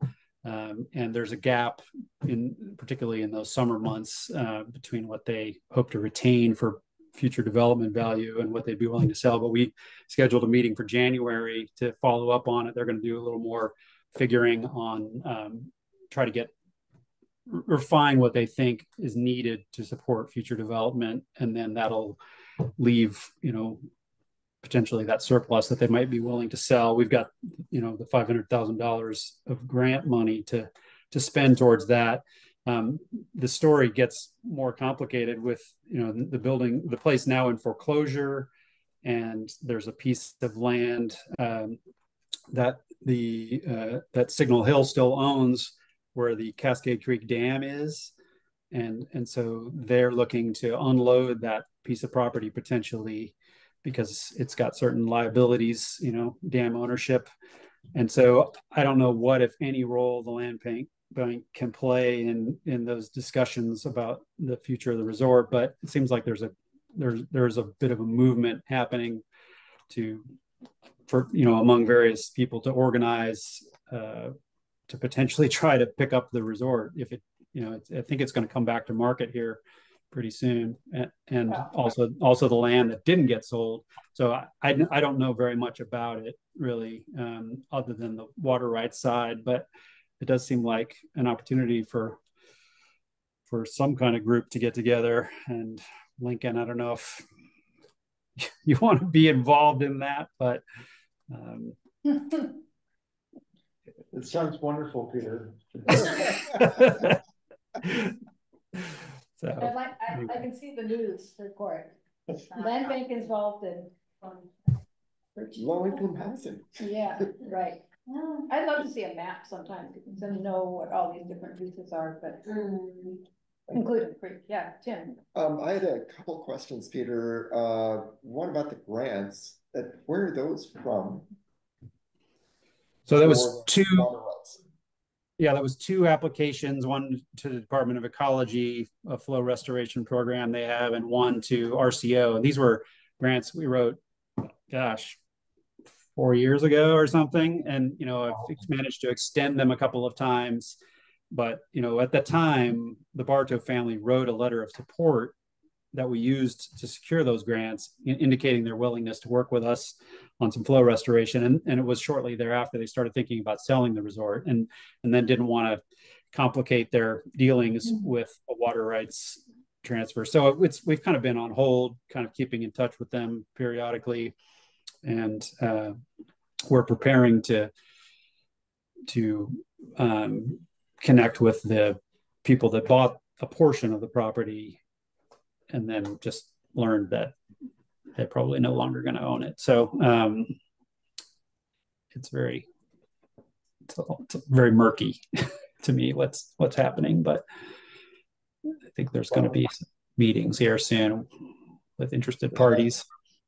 I really appreciate you meeting with these people for whatever outcome it may have. I was looking into the water rights a little bit, and it seemed a large portion of them were for power production, which is no longer happening. Does that have any bearing on this that you know of? It does. I mean, the power production is in the control of the Bartow family, and they can turn that up and down. Right now, the water's flowing into Cascade Creek, which is great because Jenny DeGroot, who works under contract for the land bank, was out there last weekend, and there are salmon spawning in the creek right now. So having that extra flow is great. And the Bartows have been generous in their willingness to voluntarily release flow when it's needed in the creek. But I think this, failure of the deal has created this window of opportunity in their minds that, okay, maybe we'll do this now. But it's going to take many months to pull together a deal like that if we can. And there may be a need for additional funding, possibly some sort of fundraising effort by others to augment the money we have. But it is the hydro flow that we're seeking, a portion of that. the hydro plant could continue to run year round, even potentially, but we were just looking for a reduction in certain seasons of that. Okay, thank you. Mm-hmm. Is there a process for doing an appraisal on water rights? Yes, and we talked about that a little bit. I suggested maybe we start that process now, but I think I also had the Washington Water Trust on the call. They're under contract with us as well to help broker a deal, and I think we collectively agreed that we don't know what we're appraising yet, so they need to come back to us with what it is that they're planning to retain, what they're willing to sell, and because there would be a change of use, from hydro to domestic. And so it changes the value of that water, domestic use water being more valuable than agricultural or hydropower probably. And so, yeah, we need to get an appraisal of what it actually is that we're going to buy. And we have money for that appraisal in the grant as well from Department of Ecology. So how far out have you extended the grant? So you could use money for that? They both end in 2025, so I don't remember the dates, but we've got time. If we can come together in January and have some clarity about what it is that they might be willing to sell, then I think there's time to process such a deal under those grants. But we can't extend them anymore after next year. Okay. Peter, would the Water Trust do the appraisal, or would we need to contract with someone else? They would take care of it, probably with an outside appraiser. They would pick that entity, and the money would go straight from our grant to that consultant. Is that something we could share with Jenny and some of the supporters is there a way to share some of that information? So share this update, you mean that I'm just giving right now, or? Yeah. There was a bit of a public sharing in October at an event that was hosted by some individuals here, and I've emailed a few people to update them that that we're working on this, including I'm in touch with Jenny. But I mean, there's a lot we don't know at this point, but I think I've shared with the appropriate people that we're working on it. Okay. Yeah. Okay.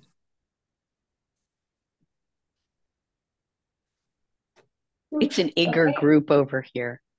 Yeah, I know. And it's great.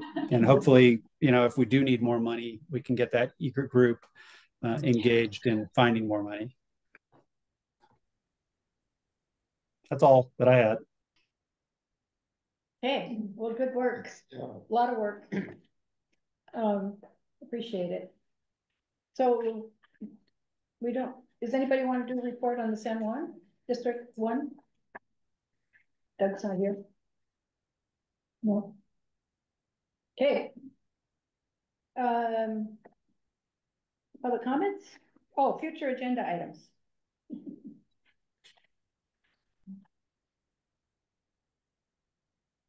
I guess for me, I keep making notes of things maybe to go for the retreat. Yeah. So does anybody have any recommendations for future agenda items or retreat? We're having a regular meeting in December. We'll have an abbreviated Thank you, meeting Amy. Yeah. on the morning of the retreat. So we'll have a meeting for about an hour. Okay. So basically just stewardship updates and administrative update. Right.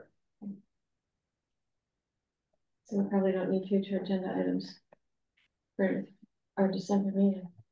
Yeah, just one thing that I'm thinking of, I guess maybe, I don't know where it would go, is Preservation Trust and Land Bank. And given that we continue to have this feedback about who's doing what, and who we are, and kind of distinct identities, I wonder, I've always wanted a little bit more feedback from the Preservation Trust about what's working, what's not working. So I wonder if there's something in that we could take on at some point. Sure. Just, it's an idea. Peg, we have not had a quarterly meeting in some time. I don't know when that's due, but that might be an agenda item for that meeting. I think that's a great idea. I'll have to see when Angela is available again. I don't think it's going to be for some time. So we can look at a quarterly meeting maybe in February, something like that.